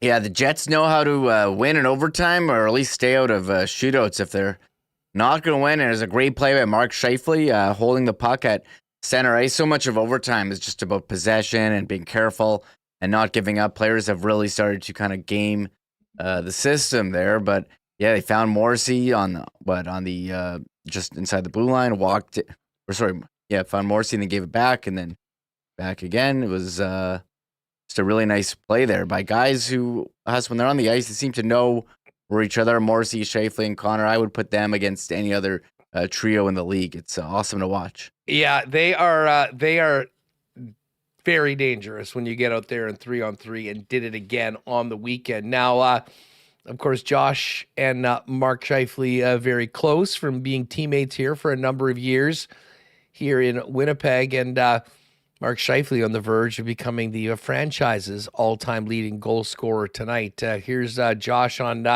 Scheif on the verge of taking the franchise lead in all-time goals.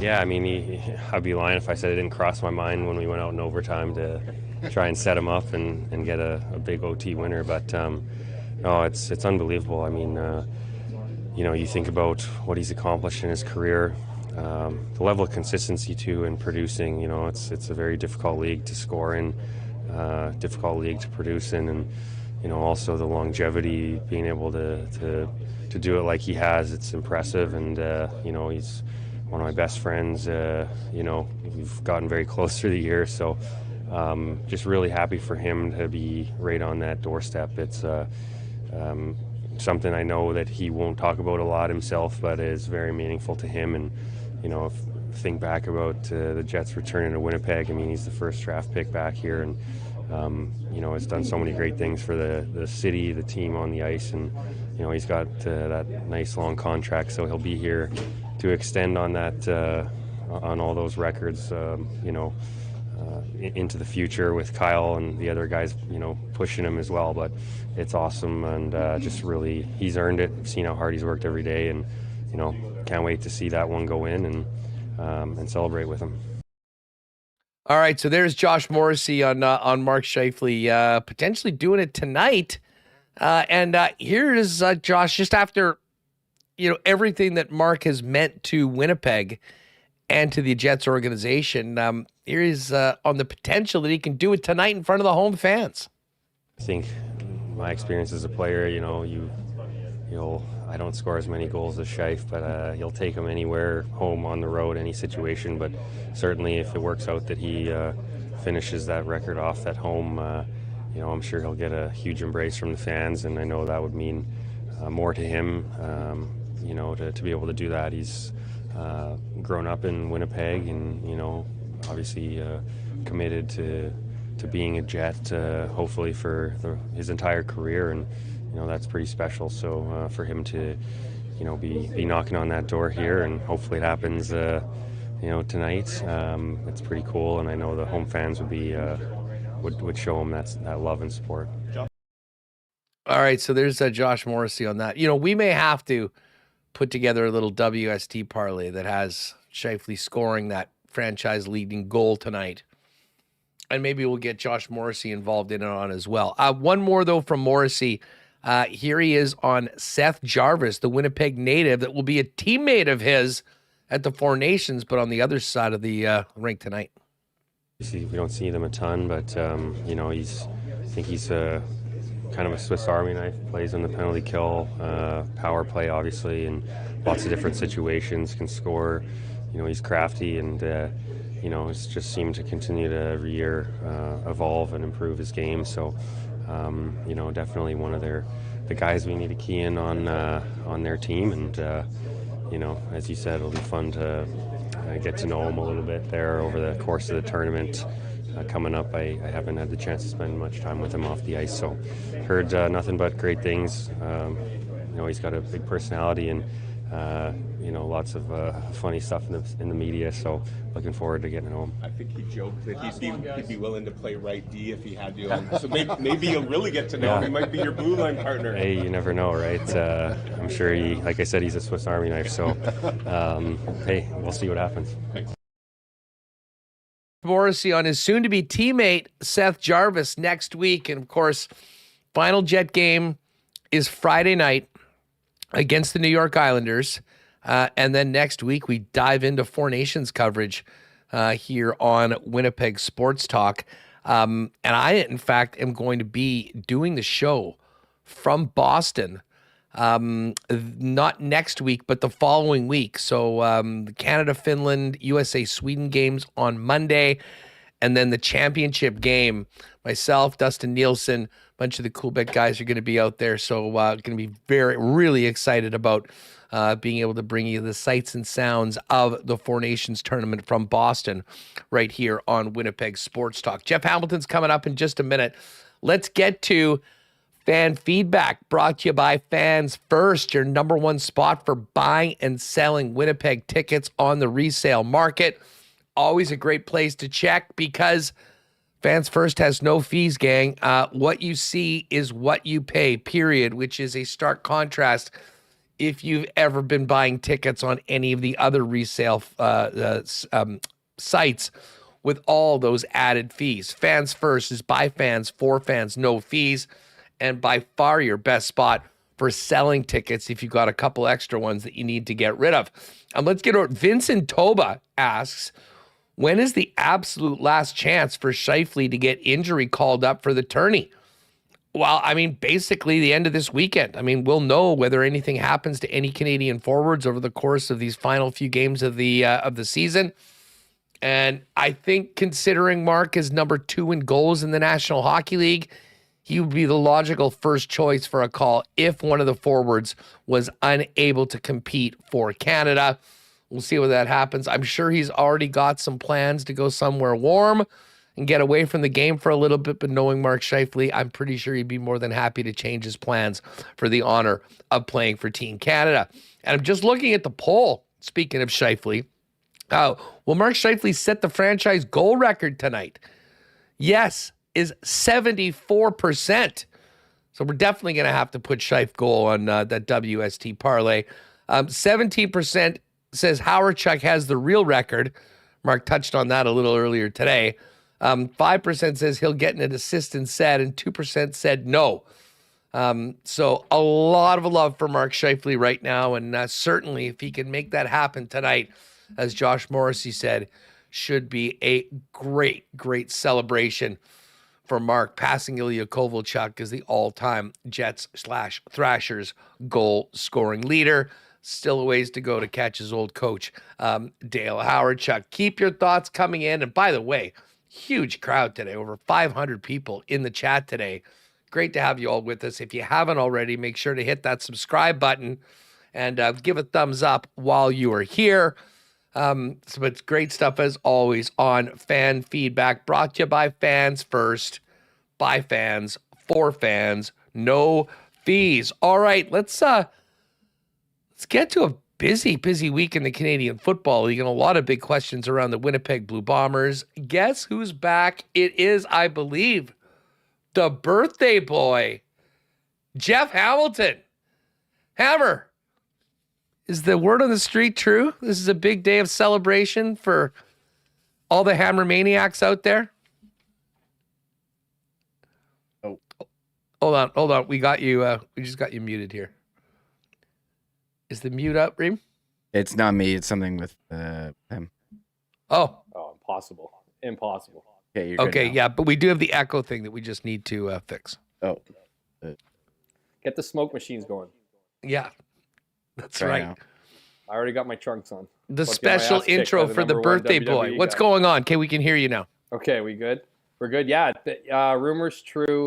I'm not one who likes to bring attention to myself, period, let alone birthdays.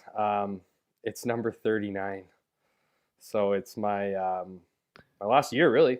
So it's it's good to be here. A lot of people said I wouldn't be here at this age, and here I am, continuing to prove them wrong. So Huss, it's great to be alive. It's great to be on the show, and it's great to stare down the last year of my 30s, which I'm looking forward to. Well, you're still looking 29, pal. So you're doing something right. Feeling 22. But happy birthday! It's great to have you. Great to have you here.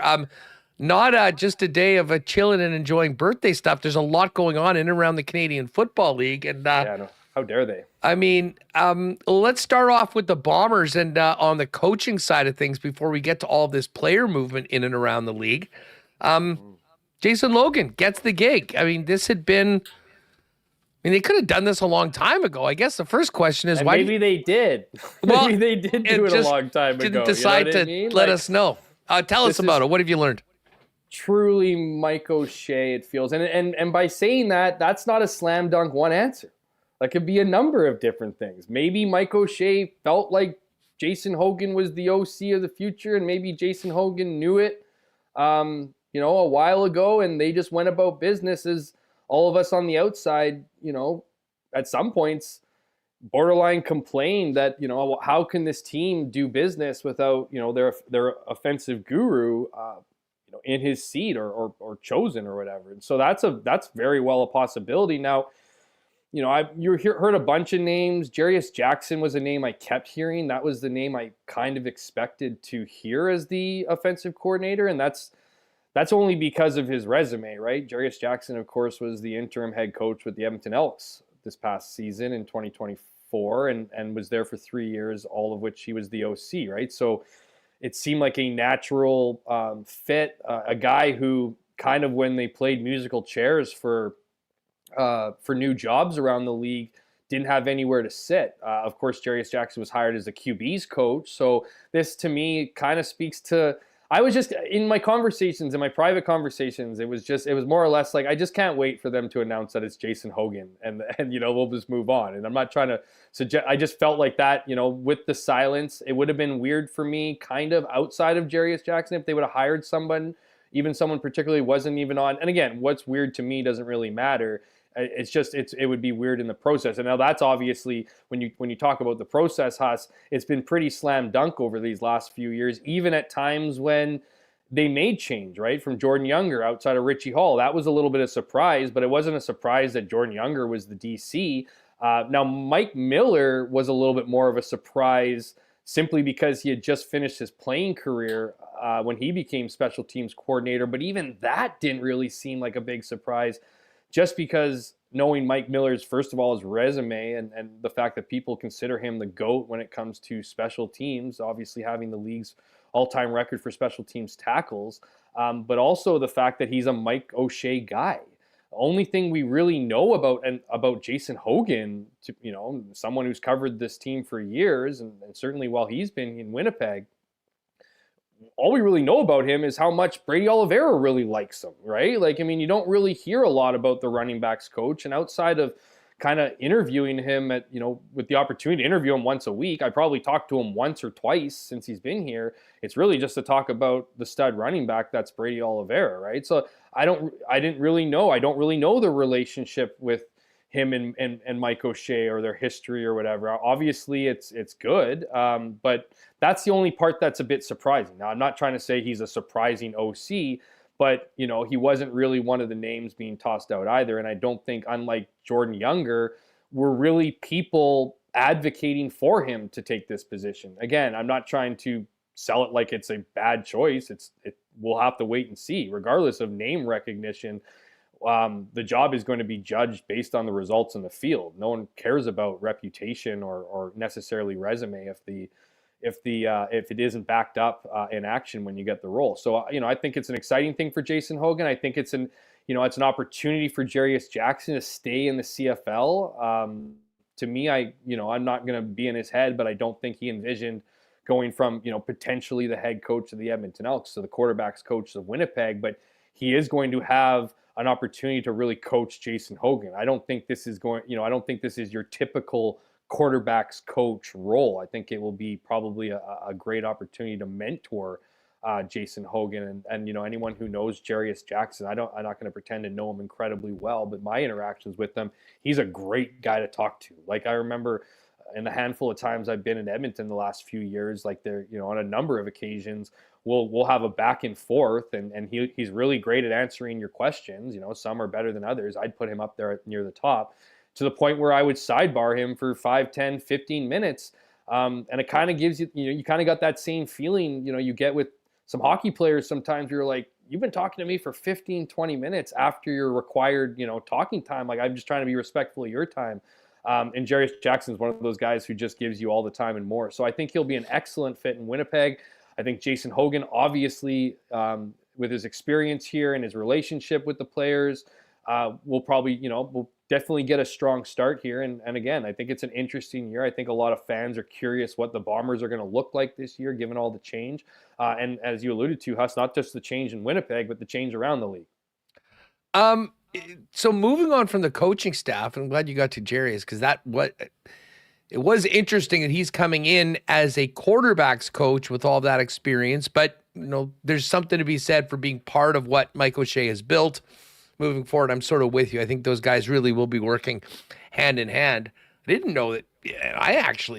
This was beyond me. I didn't really remember this at all, but Hogan played 9 seasons at quarterback in the CFL, mostly in a backup role. Does have 3 Grey Cup rings, but so certainly that'll be a big part of what he brings to the table as well. As far as what's happening, with Bombers sticking around or agreeing to players, Dalton Schoen's back. What do we know about that? And I guess while we're speaking about Dalton Schoen, we've got to get to the fact that Kenny Lawler apparently is going to Hamilton along with Liam Dobson, which to me opens up or leaves a pretty big hole on that Bomber offensive line, speaking of the running game. Yeah, and when you factor in the, Tyrell Ford potentially leaving another Canadian, could probably talk about that afterwards, then you start looking at the ratio a little more closely. I mean, we've talked about this in the past, Huss. I mean, the ratio for the Bombers hasn't really been an issue. This team will start 8, 9, 10 Canadians, regardless of their nationality and the rules of the league. So Dalton Schoen, and you're right, you can't talk about Dalton Schoen without talking about Kenny Lawler. These were 2 guys that the Bombers both really wanted, right? I mean, there's a lot of reasons to really like both players, and there's a lot of, I wouldn't say a lot, but there's definitely reasons to be unsure about paying players that much money. So let's start with Dalton Schoen. Obviously, Dalton Schoen had such a great start to his career. I mean, you could make the argument he was the best receiver in 2022 and arguably one, if not the best receiver in 2023, just strictly from his numbers, right? He led the league in yards and touchdowns as a rookie and mastered the waggle probably better than anybody ever to master the waggle in their first year. And so, obviously that was stuff, those good memories were things that the Bombers were thinking of, and the fact that he would always get open, right? I mean, he was certainly Zach Collaros' safety net and was really, really needed last year. Unfortunately, he tore his ACL, and that's where concern comes into play, right? He's coming off a torn ACL. He's expecting to be 100. He's only 7 months out of recovery. He's expecting to be 100%, in and around the start of training camp, but that's no guarantee. And so, there's lots of not unknowns, but unsure of a big injury. And I'll remind viewers, Dalton had an injury before that year he tore his ACL, where he came back for the Grey Cup game, very much less than 100%. That being said, that was kind of used in these leverage negotiations, right? They paid Dalton about $235,000 last year to ultimately sit on the sideline. They didn't want to commit that kind of money, so they gave him what, I would probably argue as a happy medium here, right? $170,000 in hard money, which is not the $230-something thousand he made the year before, with the potential to make $215-ish if he hits all his bonuses. Now, his bonuses incorporate playing time. They incorporate stats, right? Like, so essentially, if he is the Dalton Schoen that he has proven to be in his first 2 years, he'll get paid among the highest receivers. Now, the Bombers, I don't want to say they wanted to do something similar with Kenny Lawler and that they wanted to give him, say, $220, and if he was the Kenny Lawler that they expected him to be, would make the $285 that he made last season. No, the Bombers, while they love Kenny Lawler, there's no denying here. This isn't, getting cold on Kenny Lawler. They love Kenny Lawler. They wish Kenny Lawler was on their team. They just, when they look at their roster and their allocation of money, and they look at previous seasons, not just their own last season, but other teams' seasons where they've gone and they've paid guys like Geno Lewis $300,000. I look at Edmonton, the same team that gave Kenny Lawler $300,000 when Chris Jones took over and the Elks were garbage, right? Like, you work under, and I know people are going, well, salary cap be damned. The Winnipeg Blue Bombers are hosting the Grey Cup. They should be spending. They probably still will. They probably still will abuse the salary cap, but they don't want to abuse it with $500,000 locked into 2 receivers. So Kenny was offered, whether you want to call it fair or not, $220,000 from Winnipeg side, I think that's where, in and about where they were comfortable offering him. But he went and got what is being reported as $275 now in Hamilton. I don't blame Kenny for taking $50,000 more. He tried this once and came back. Maybe he'll try it again and come back.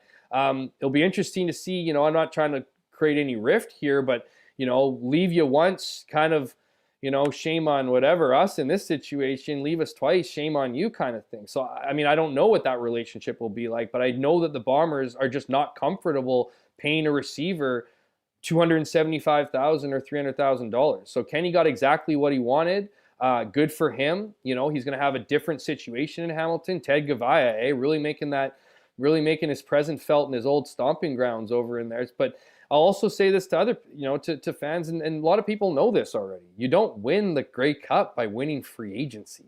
And this idea that you went out and you bought, a Liam Dobson. There's another guy, I'm sure you wanted to get into, a guy that the Bombers would love to have back, a guy who is coming off a great year and ultimately is a mirror image to Drew Desjardins in his approach to, his contract, right? He went and got more money, right? They weren't prepared to pay him upwards of more than $200,000, right? That he would have been asking for as a Canadian guard. So yes, the Bombers look a little bit different. Yes, they've taken a bit of a beating, if you will, and some of their guys, but I certainly think that, there's still, when you look at last year and some of the growth they made despite the slow start, I don't look at Winnipeg's roster and necessarily am reaching for the panic button.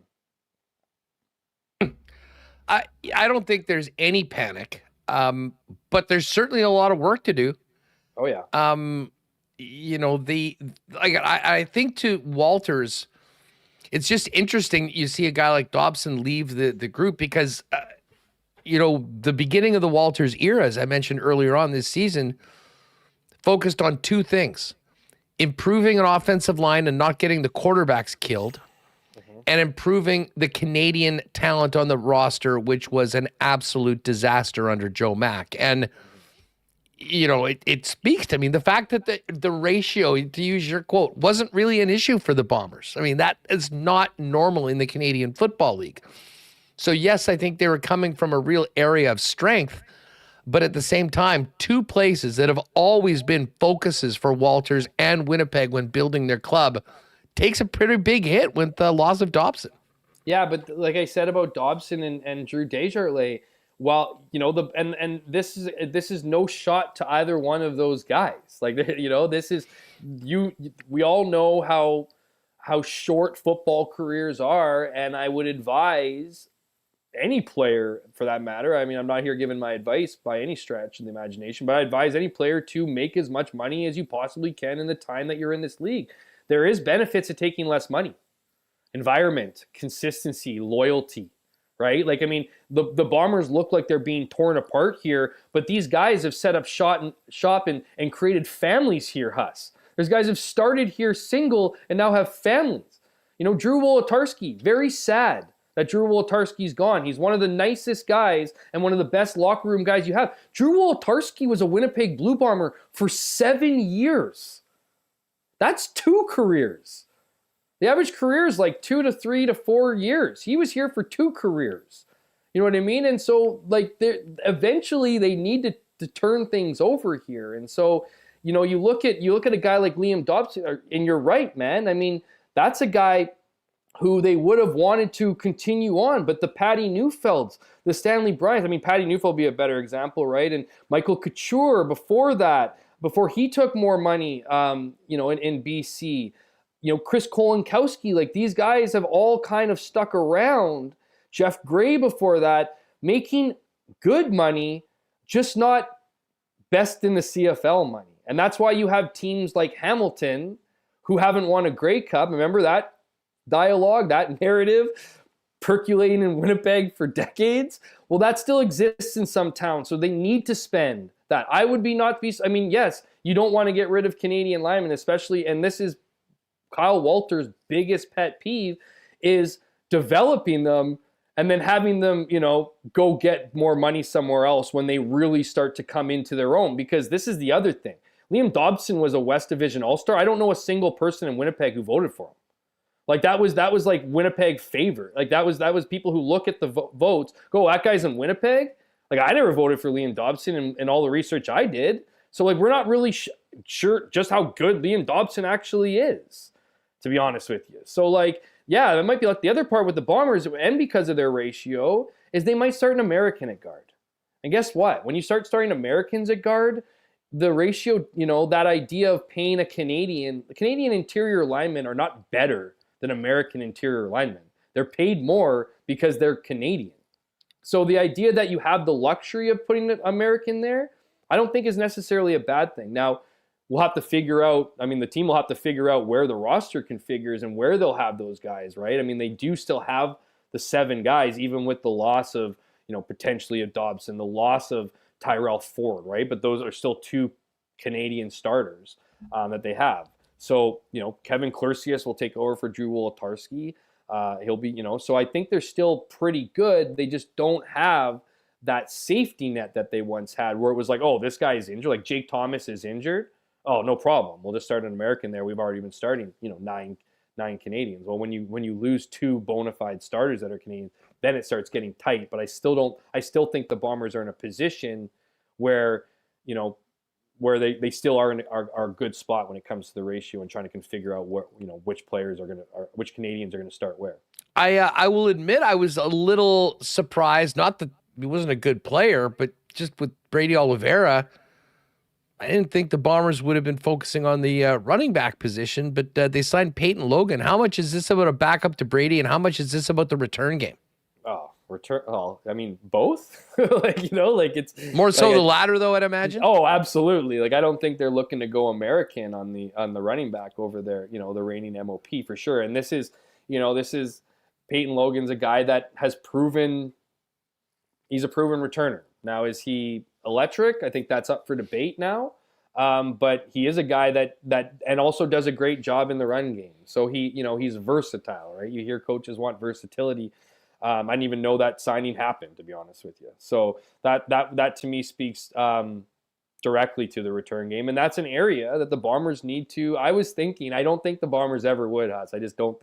I know they wouldn't, but I was hoping that Janarian Grant, as he was inching towards free agency there before locking up an extension in Toronto, might have just slipped through the cracks and maybe there would have been an opportunity for a reunion for those sides, but no, sure enough.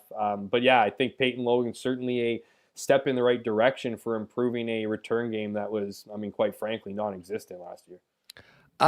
Hammer, what are you hearing about conversations the Bombers are having right now, and do we know where their focus is on anything that they're trying to get done before free agency, and the key spots that they'll be looking to fill early in free agency once the floodgates open?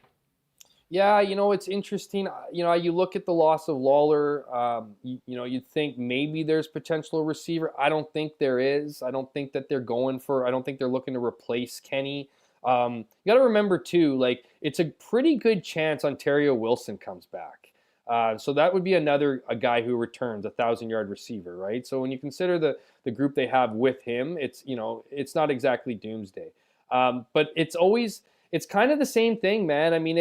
They've already made some moves here, right? They picked up the linebacker position. James Vaughters is a good pickup. I think he's a solid addition. You have Tony Jones, obviously. I think you might be looking at interior defensive linemen, but I'm not suggesting that I think the Bombers are going to be more active in free agency. You're talking about before free agency. I don't know if there's any unfinished business unless there's someone you can remind me of here that I'm just egregiously omitting. I don't think there's a lot more business to take care of here, right? You got to remember too. Seems like a lot of guys are out the door, right? It was great that they got James Vaughters, but they lost Lesson Haba. Garbett is gone too as well. So, they needed to replace those guys. So I think you'll always be looking to upgrade. I don't know if upgrade's the right word. It certainly is the right word if you can do it, but you're always looking for talent, on the line of scrimmage, whether that's offensive line, whether that's defensive line. I don't envision, again, Winnipeg making a splash, but who knows? Maybe they do have more pennies than they anticipated heading into this free agency, and maybe we do see somebody who would be a bit of a surprise. But a lot of those big names are locked up right now, and I'm not sure if Winnipeg is necessarily looking to overpay for anybody either on the open market. I know we can't yet raise the banner for off-season champions because we aren't technically even into free agency yet. But I was thinking about the Jets having an 11% chance of winning the Stanley Cup banner. Did you see that at Money Puck or whatever? Can you put that banner up? They were 12.9 last week. 12.9. Sorry, 12.9. Yeah, they were leading the NHL. It was 11 or 12. Maybe I read maybe I didn't go to the next one. Maybe that was like a sweep or something. We'll wait for the real one, hopefully, as opposed to we have the best chance of winning courtesy of Money Puck. Early February, yeah. Exactly. But man, Edmonton, I'll give Ed Hervey credit. They, he said he didn't want to pay a receiver $300,000, so Gino Lewis has gone out to Ottawa. But man, they've been aggressive, and obviously you mentioned Tyrell Ford. I mean, a nice pickup that sort of makes sense to get together with his brother.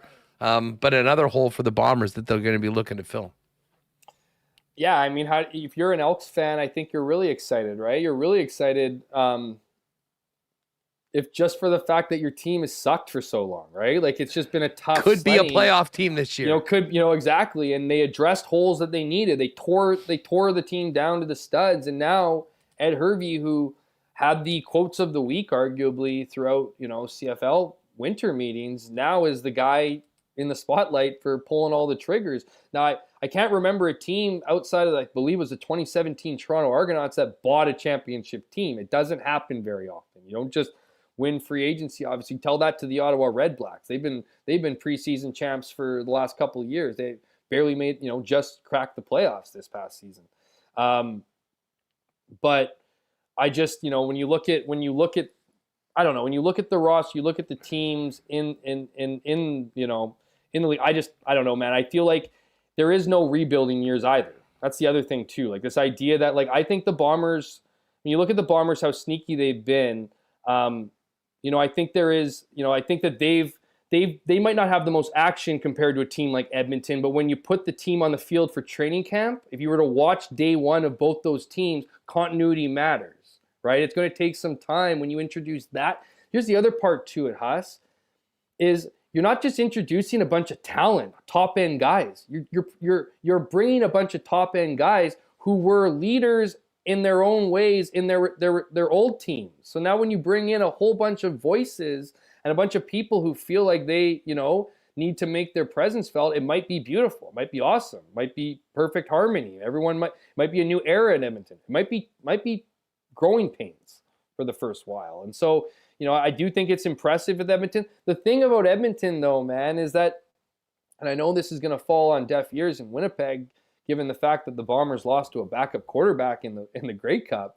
But still, like, Trey Ford is your number one is still, in my opinion, unknown. And that is the massive piece of this puzzle. You can put all the people around you that you want, but if you have a quarterback who can't get the job done, and look, Trey Ford has been incredibly exciting. Huss, you've been on the Trey Ford train for a while, and I've been an advocate of him too and wanting to see more, but he's still not a guy that when you look around the league, I don't think gives you a ton of confidence that he's going to win a cup. And maybe I'll eat crow at the end of the year for that. And I hope I do. I hope that Trey Ford, a Canadian, comes in and dominates and is doing all what he needs to do. It'd be great for the league. There's no doubt about that. For sure. But it's just, that is the big question mark, that as exciting as things are in Edmonton with the players and the talent that they've picked up, they needed to pick up a bunch of talent because they lost a bunch of players, right? Because they didn't like their roster in previous years. But also, that fact right there, that, a lot of unknowns when it comes to that, and particularly at the quarterback position, which we all know is the most important position in the entire. Hammer, before we go, you mentioned the Jets. I mean, how about that road trip they just finished up? Oh man, that's because you're seeing all season long, feels like all season long, all these things that affected the Jets in previous years or seemed to slow them down. And I think of, first of all, this time of the year, you look at the end of road trips, right? Where it's like, you would never give up on that last game, but it'd be like, okay, like that's a tough one, right? They would view it as a challenge. Now it just seems like they're rolling, right? And I mean, you're getting the best out of Mark Scheifele. I mean, you could probably have 2 or 3 shows in a row about Mark Scheifele right now. And just on the fact that he's on the Four Nations team. I mean, this guy is arguably the best player in the NHL right now. The people I've been talking to, the scouts, advisors, are just like beside themselves talking about how awesome Mark Scheifele is and what he's been doing in the league. Second in the league in goals, the whole league. Yeah, and then he comes out a couple of days ago and was like, "I have too many goals." It was just like, I got to be set, like almost like he was apologizing to Kyle Connor, who's understood to be the goal scorer, if you will, whereas he's the setup man. Well, Kyle Connor's still having a terrific season. Mark Scheifele's just having it alongside with him, and those were the things. Like even in those great years where the Jets, or even not so great years where the Jets would hover around like first place in the Central Division. I think I go back to the last year of Pierre-Luc Dubois in Winnipeg, and it was like, okay, one day it was Mark Scheifele, the next day it was Kyle Connor, the next day it was Pierre-Luc Dubois that kind of showed up. Now everyone's kind of showing up. And I think, with losing a guy like Adam Lowry and the dynamic that he brings to the lineup, and the fact that they were able to go on the road and play 3 pretty tough opponents and get 3 victories in tough territory, speaks to the volume of leadership on the team as well. So I think, a lot of things are coming up great. And, I'd be remiss if I didn't mention the job of, how do you not mention the job of Connor Hellebuck at this point? I'll steal the words from their teammates. You take this guy for granted now, right? I mean, Scott O'Neill said he doesn't take him for granted, but and obviously doesn't. But wow, what a season he's having. I mean, that guy is just, absolutely gold. But what I was getting to was Scott O'Neill. Like, I mean, what they've been able to do with the coaching staff, with the power play, with the consistency, right? The level of consistency. Like Scott O'Neill knows the buttons to push on this team. We've seen this in the past, even with a guy like Rick Bowness, who got results but didn't always get, the right feedback, right, from the players all the time. I mean, I think they like some of that. Scott O'Neill looks like he's struck quite the balance on how to handle his players, whether it's, ice time or stuff like that, right, and bringing them along. So, the Jets have set themselves up really well. I'm not in that group that demands something at the trade deadline. I think the Jets need to do something, but I think they need to, and this is going to sound like Captain Obvious a little bit, but they need to not be going after like the guy who they think is the best player and is the best fit for them, because they have a chemistry right now that I don't think you want to alter too much, but I still think you can bolster, whether that be finding that second centerman, adding a more physical forward as well, winger, and then bringing, finding someone on the blue line. I think all those things are being investigated. I think there's potential for Winnipeg to do fireworks. I think Winnipeg's in a position that they've been in unlike any other time before. The Jets have been in a good position heading into, in towards the trade deadline, but the Jets are in an optimal position this year in how they're playing, the level of consistency in which they're playing at, and the coaching and goaltending that they're getting. And those are ingredients for players around the league who would look not just at a playoff run this season, but look at what they have over the next couple of years. And you look at those kind of contracts and you go, wow, I could be part of something special in Winnipeg for a couple of years and rejuvenate my career. When you look at that second C hole, Huss, that to me is the greatest leverage that this team has for players. It's like you can envision where you could be, that it's sitting there wide open and nobody is taking it to the point where they're debating. Now, I don't think the Jets are at all interested in this, but talking about Adam Lowry being a 2C. I think Adam Lowry needs to be that 3C, and they need to be, a big pounding line. But I do think the Jets are in a great opportunity. Let's leave it up to Kevin Cheveldayoff to pull one of his, rabbits from his hats. But I do think that some help is coming here. I just don't necessarily think the Jets need a ton. They just need, to complement what is a pretty prolific team right now. Yeah, it needs to be the right fit, and I think you make a great point, and that is why, I mean, when we look at, traditionally the trade bait boards is all guys on expiring contracts, or, contracts that, are kind of in spots where, teams are wanting to get rid of them. I mean, often the best and most stealth moves Chevy's made have been guys that haven't been on those lists. Paul Stastny, a perfect example, in the initial time that he came over, albeit he wasn't on an expiring contract. But someone with a little bit of term, like a year or two, I think would make a lot of sense. And, for all those guys out there with no trades list, going to the top team in the league that has a legitimate chance to win a cup with the best goalie in hockey, that can change people's opinions pretty quickly when it comes to all of that. Hammer, great stuff as always. I know this is going to be busy for you. Fill people in on what you got coming up in the Freep over these next few days as we get closer to the official beginning of CFL free agency.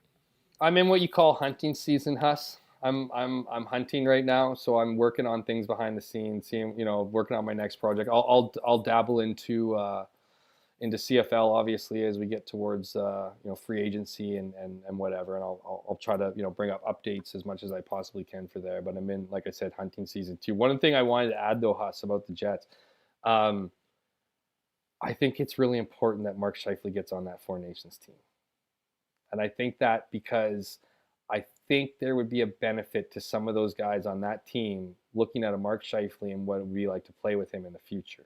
I think this would be an audition, kind of like, not necessarily be his winger per se or whatever, but I think it'd be one of the Jets' greatest advocacies if you could get a guy like Mark Scheifele up with Four Nations so he's rubbing shoulders with the guys. Would love to see it. And I don't think there's any way that he can't be the first guy that gets a call if something happens. It's just Four Nations too. Remember the big prize is later. Yeah, but I mean, listen, at this stage of his career with the season that he's having, I mean, it's crazy that he's not on it. And ever since he wasn't named it, he's just raised his game and used every opportunity, especially when playing the Boston Bruins, to remind Don Sweeney about the error of his ways. But I mean, listen, we have seen a couple players, Pietrangelo and Carlson, both won't be participating from Vegas. I think over these next couple days, we'll see what happens. Very busy night tonight in the National Hockey League. Stranger things have happened. And somebody getting tweaked, and he would jump at that opportunity. And I'll tell you what, if it doesn't happen, and he goes away, enjoys some rest, comes back with a bone to pick against everybody, that's a good thing, because it's certainly given us some of the best hockey we've ever seen from Mark Scheifele, and the results individually and the results of the team speaks for themselves. I guess straight to the champagne room now, birthday boy. I guess so, yeah. You couldn't hear them in the back. I just got to rip down this backdrop here and and continue on with the day. Get the disco ball out. Yeah, exactly. All right, thanks for doing this, and have a great night. Happy birthday, pal. Thanks, brother. Take care, man. Good stuff. There is Jeff Hamilton of the Winnipeg Free Press. While we're mentioning this, I mean, just before we get to the cool bet lines, let me throw out the why not question of the day. And I'll just put this out for Bomber fans. Which player that has left the Bombers in the offseason is the most concerning to you? Is it Kenny Lawler? I'll be honest. I mean, the Dobson one for me really sort of, I thought he was a really effective part. Now, it was interesting hearing Jeff saying that the support he got for being an all-star wasn't really from Winnipeg. Now, maybe that's just, the guys that he's playing with and how good they've been. Maybe that underestimated him. But I don't know. There's some big players that have left the club this year. So let us know. Why not question of the day for Not Autocorp over at Waverly and McGillivray. Let us know in the chat. And we'll have a lot more talk on CFL free agency and how this team looks, past next week here on Winnipeg Sports Talk going forward. There's been a lot of talk about tariffs and everything going on with Canada and the United States. There was talk about not having, American liquor or beer on the shelves. Regardless of what is available, shopping and supporting local, I think, is always important. And when it comes to enjoying beers, let me tell you that 1919, generic lager, and all the great offerings from our friends at Little Brown Jug, Winnipeg's favorite local brewery, should be enjoyed and should be at the top of your list, regardless of the political climate around. Speaking of that, let's give a big cheers to our friends down at Little Brown Jug. You train day in and day out, learning new techniques, approaching new concepts, and living out the thrill of achieving your goals. Building a craft beer is no different. While you spend your hours on the ice, we spend ours here, brewing our trademark beer. Again, again, and again. Here's to pushing the status quo and challenging ourselves to build something memorable. 1919 by Little Brown Jug. All right. Well, listen, we've been talking lots of Four Nations, and we will be talking more Four Nations over the next couple of weeks. And of course, having some shows emanating from Boston. But if you want to get your hands on a Josh Morrissey Canada jersey, or a Connor Hellebuck USA jersey, or Kyle Connor, or maybe you're a big fan of the Swedes or the Finns, it all just came in at Royal Sports. Of course, Royal Sports, the first ones to get their hands on it. Royal Sports is the superstore when it comes to playing the games or supporting your favorite teams. And as we get closer to another big playoff run and getting the Whites out here in Winnipeg, get on down to Royal Sports and grab all of your Jets gear, Bomber merch for the upcoming season, Chiefs and Eagles gear before the big game on Sunday. But right now, I know what's going to be flying off the shelves is the gear for the Four Nations, including all the Canada kits that just came in right now. Get your hands on them before they're gone. Royal Sports, 750 Pembina Highway. And make sure to follow Royal Sports Winnipeg on Instagram for the latest merchandise drops and sale information. And hey, speaking of that big game on the weekend, we got a big one tonight. Of course, the Jets and the Carolina Hurricanes. You know, your local Boston Pizza is the place to get together for the big game on Sunday with your crew. Ice cold schooners, world famous BP wings, and gourmet pizzas, and so much more. The games on all the big screens with the sound cranked. If you're looking for a great spot to gather for Super Bowl, make it your local Boston Pizza. You can call your local BP for reservations to make sure they've got your favorite table ready for you for Super Sunday. If you're staying at home tonight, you can always get the great taste of Boston Pizza by ordering online at bostonpizza.com. All right, let's get Remis back in here. Remo, you know what? There was some worry that this show would be, the first show after a long road trip would be a tough one. But I have to say, I think with the excitement about the game tonight, a great visit from John Shannon, everything going on in the CFL, and a huge chat that topped over 500 at one point, it's been a great way to get back into the groove together.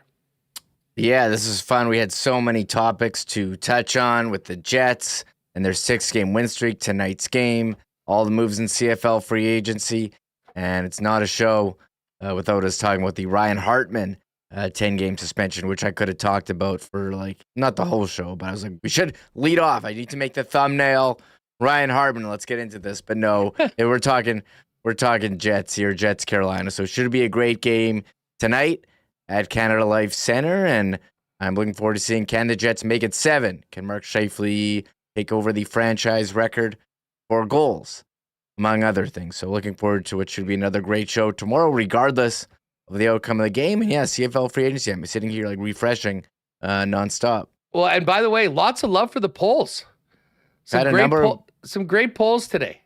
I'm a big supporter of the polls, and it's actually great for me to kind of be able to kind of check in and just grab the pulse of the chat as we go through. Yeah, people are saying make the chat more interactive, have fun, and I found some poll ideas for today throughout the show about the Jets, with the Bombers, and then getting a few people ripping me for having too many polls. You can never win around here. That's just how it is on the internet. Complaining for the sake of complaining. Well, wow.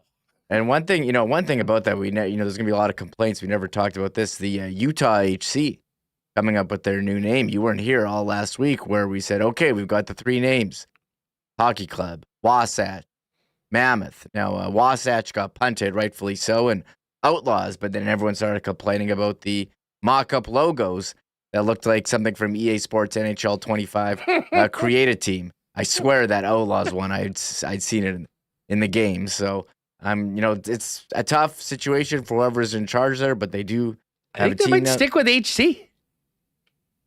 Well, they wanted to do Yeti, and Yeti's already a cooler brand, and water bottle that they sell a lot of them in variety of colors at Royal Sports, and they want to be the only Yeti. And I think it's just really hard in 2025 to come up with a team name. And I said this last week that go sign up for an email like Andrew Paterson at Gmail. You think that's going to be available? Probably not. You're gonna have to put a lot of numbers on or some exclamations, or you're gonna have to spell it funny. So every good name out there has been taken, even Mammoth.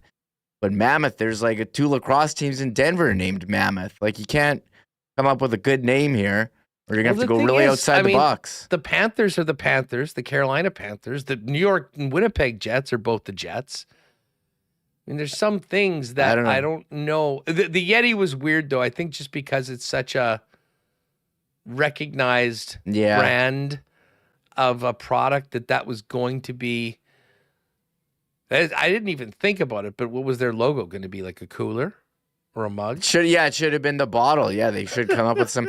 I don't know. I think maybe trademark rules like grab you by the balls more than they do in 2025, than before. Because now you have the internet, everything's connected. Maybe I'm not even knowing that there was another team called Jets. When did they make Winnipeg Jets? Then they named them after the New York Jets, did they not? You could never do that now. Yeah, but I mean, I think they almost did that because he was Ben Hatskin was buddies or something with the guy that owned the New York Jets. There was a funny piece yesterday on 32 Thoughts that I was listening to on the plane where Elliott and Bukowskis talked about exactly this. About what, how the Panthers, for instance, are the Panthers and the Carolina Panthers. And so you can check that out if you want it. They also did this coming out of the Royal Rumble. Maybe the most interesting, and I mean, I love 32 Thoughts, but maybe the best segment that they did for a long time. They had someone call in on their fan line or whatever and ask if there was a Royal Rumble between the Kachuk brothers, the Foligno brothers, the Shens, and the Bens. Who would win? Who would win in a four-way between those four brotherly tag teams? And Elliott went with the Kachuk brothers because Keith, as their manager, with the most penalty minutes of the two that had fathers, would be the difference maker. But that's all good. Hey, speaking of that, let's get over to the Cool Bet lines. Hey, I don't know if Joey Panks is in there, but I did drop in during the marble race or just before the marble race while I popped in from Costa Rica. Did anybody else get in my Royal Rumble best bet of Penta at plus 500 to be the Iron Man in the Royal Rumble? I hope you did. That was a winner. I was 2-0 on the best bets. I also had Jey Uso, Final Four at plus 250.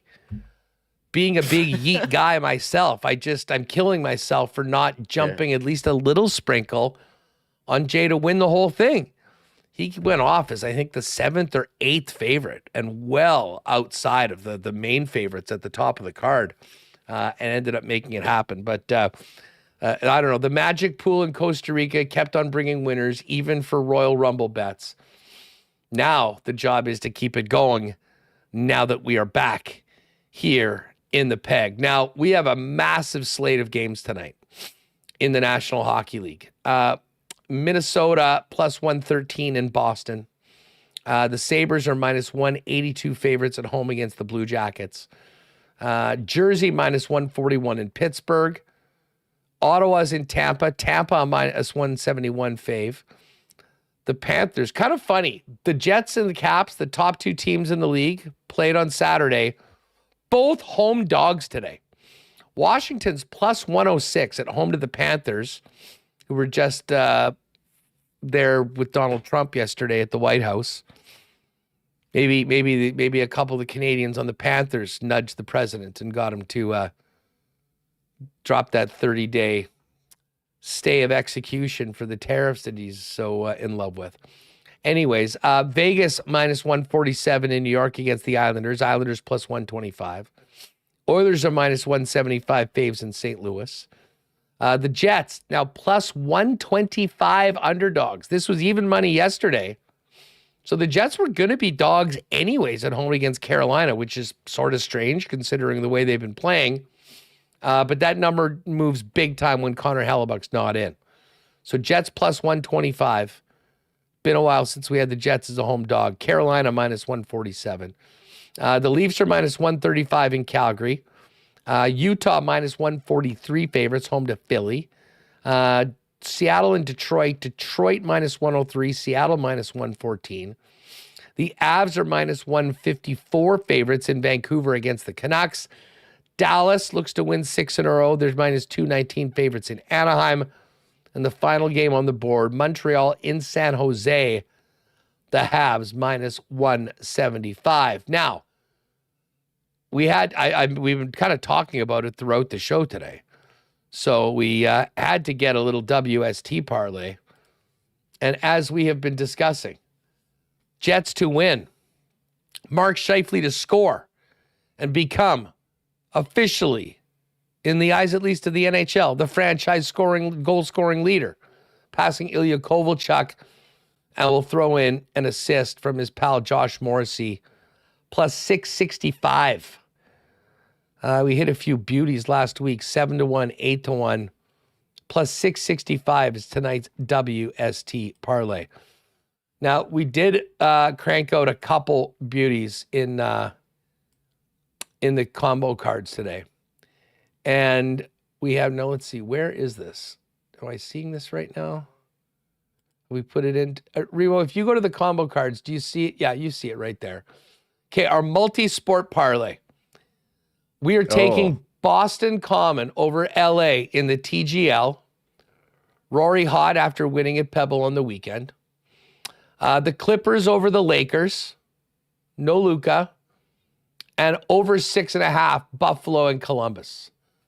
That one is boosted to plus 458. And then we've got a big one for just our partner parlay. If you go a little further down, Reem, you will see our 3-gamer tonight. We're taking Minnesota, the Road Warriors, coming off and bouncing back from that 6-0 humiliation in Ottawa. Minnesota to win. The Islanders, who have been playing great as of late. Vegas has only won 2 of their last 10. We've got the Islanders as a home dog.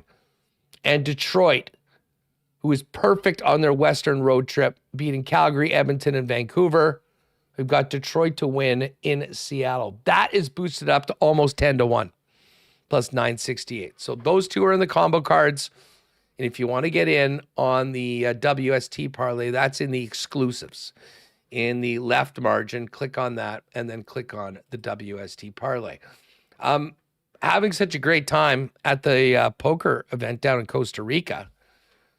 And with the 4 nations and then a very busy schedule where the Oilers and Jets are playing almost every night after the tourney, February's Lock Shop Poker Series tourney is going to be next Tuesday.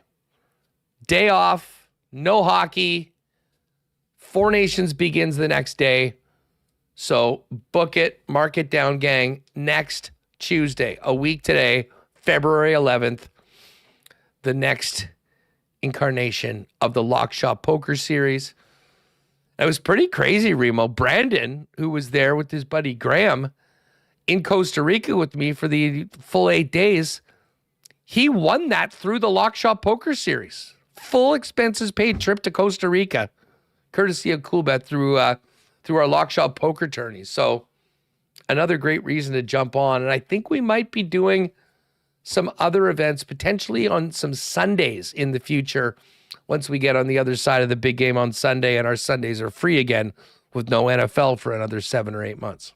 I like that. You're making some good picks lately. We know that you were hot in the pool, Huss, with your WST parlays hitting Tuesday and Thursday.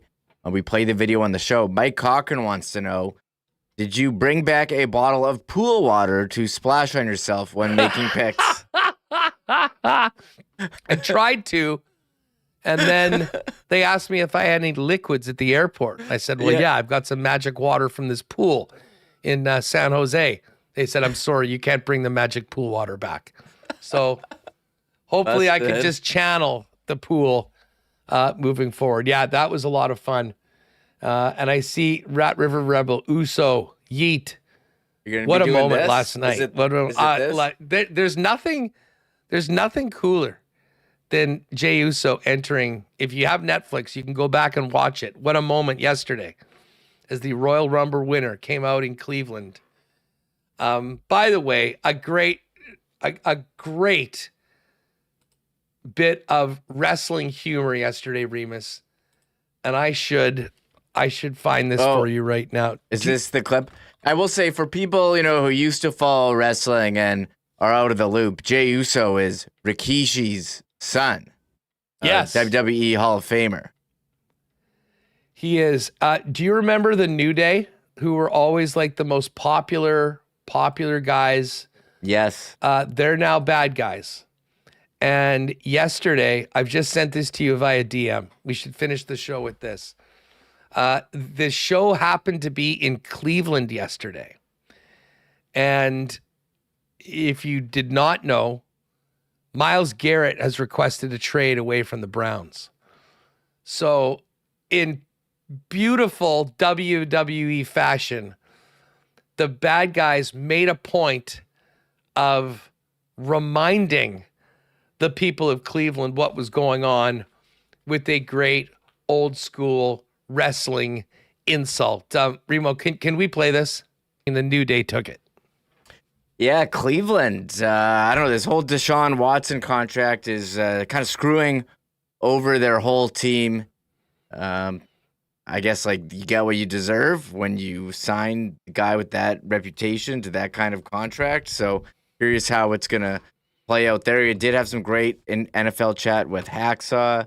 It is Super Bowl week, and I mean, honest, we kept the Chiefs talk to a minimum. We were saving it all. We were just building up the quota for you this week, as they appreciate that. Yeah, they had media day, so I know we all want to hear it. And your friend Gabe Morency, he's at the Super Bowl, and he uncovered an interesting picture here. Take a look at this. Us tweeting out, what do they already know that we don't? This is in the hallway of the Superdome near the locker room. So anyone who thinks the NFL is rigged, well, they've already labeled the MVP. This is a picture of a sign on the door that says MVP winning coach, and it says Chiefs post-game interview. So Gabe Morency has uncovered that it's rigged, and so everyone knows, just bet Chiefs now and you'll print money, right? Well, speaking of that, listen, the line has moved to 1 from 1.5. And when we were doing Lock Shop today, the Chiefs were minus 120. And then for about 5 minutes, they actually went down to minus 110. And Philly was at minus 108. Whoa. It quickly corrected to Chiefs minus 118, Eagles even money. But I wouldn't be surprised if we get closer to a pick'em by the time the game is on. Now, right now, I'll kind of really dive into my favorite props over kind of Thursdays and Fridays show. But it's all up there right now. The post-game, the pre-game, halftime. What do you have for halftime? The Kendrick Lamar first song, last song. Not like us, they say, minus 156 for the good. And total songs performed on stage, 10.5. I'm sure we'll get some guests too. Will he be wearing a hoodie during halftime show's first song? Yes. So anyways, there's so many markets right now at CoolBet. We'll be kicking them a bunch of these around in the Lock Shop every day before Winnipeg Sports Talk. You can join us at noon on the Edmonton Sports Talk channel. And I'll have my best bets for the game a little later on. But Chiefs right now, minus 118. Eagles, plus 100. Oh, and I see the total's gone up as well. That was 48.5 earlier today. It is now at 49. And the spread is minus 1, minus 110, plus 1, minus 108. But jump on those combo cards and the WST exclusive if you want to ride. It was a great, great week. One of the great weeks in Lock Shop and CoolBet history last week for yours truly, culminating with the 5-1 and plus 250 winners in the Royal Rumble. And hopefully we can get it done tonight. The one that I'd like to win is this WST because that would mean another big Jets win. Again, Winnipeg to win, Scheifele to score, Morrissey to get a point, plus 665. That is in the exclusives. And next Tuesday, a week today, our next Lock Shop Poker Series. I can't wait to play. After being bounced in the main event, after 7.5 grueling hours, I can't wait to play again, and hopefully I will pick up some tricks playing against those top players. Hey, speaking of Super Bowl bets, Running Man in chat has asking if you can bet on how many times they'll show Taylor Swift during the game. But I didn't see that, but they do have main color of her top. Red is a big favorite, minus 227. And if Travis Kelce will propose to her on the field after the game, yes is plus 700, no minus 2,000. Yeah, that's going to be a no from me. Although I did make a bet. This is funny. I have a bet with a friend that was made after the AFC Championship victory that Travis Kelce and Taylor Swift birth a child before the final week of the regular season of the 2026 NFL season. So essentially, next. So you think she's pregnant right now? No. Like you mean? Oh, sorry. Is next year 2025 technically? I guess. Yes. So yes. okay. So basically, before Jan 6, 2027, they have a kid. Oh, okay. That's interesting. I have a bet on that. Okay. How about this one? What happens first in the game? Any team scores a touchdown, minus 152, or Taylor Swift shown live on Fox broadcast, plus 110. And is that just from kickoff? I'm assuming that means after kickoff. Ooh, I might take the Taylor Swift. That's a good one. I mean, if Travis Kelce gets a catch, they're showing her. Like, they're for sure showing her. How could they not? Okay, well, listen, we'll spend some extra time on the cool bet lines as we get closer to the Super Bowl. Okay, wait, one more. I never saw these yesterday. Team attire that Jason Kelce will be wearing. Eagles only minus 400, Chiefs only plus 1,400, or both plus 200. Listen, he said that he's cheering for Travis and he's cheering for the Eagles. Sounds like both. I think he'll probably be wearing like a New Heights hoodie or something like that. Oh, neither. That's not an option. I know. They got to put that in there. I might have to stay away on that. Message Pat. Yeah, exactly. What about neither? What about New Heights? New Heights merchandise. Oh, yeah, but what's the line on New Heights? Plus 1,000? Like, hey, these guys know how to sell it. There's no doubt about that. Anyways, listen, we got to get this up so folks can listen to the podcast before game time tonight. Looking forward to seeing you all at the game if you're up in the Upper Bowl tonight.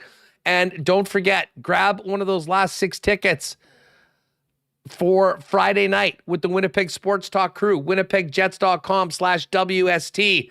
And we'll do it up heading into the Four Nations break with the Jets and the New York Islanders. That is going to do it for us. Thanks again to all the sponsors that make WST happen each and every day. And thanks again to all of you for making us a part of yours. Big show tomorrow. We'll talk Super Bowl with Jeff Feinberg. We'll also have Ken Wiebe on the program. The latest on what's happening in and around the CFL. It'll be a big one. And, of course, a full recap of tonight's game. For Michael Remis, I'm Huss. Thanks for being with us. Enjoy the game tonight. We'll see you tomorrow on Winnipeg Sports Talk. Oh, my God. Oh! Shut it down. Let's go home. Thanks for tuning in to Winnipeg Sports Talk Daily. Make sure to subscribe on YouTube and your favorite podcast feed at winnipegsportstalk.com.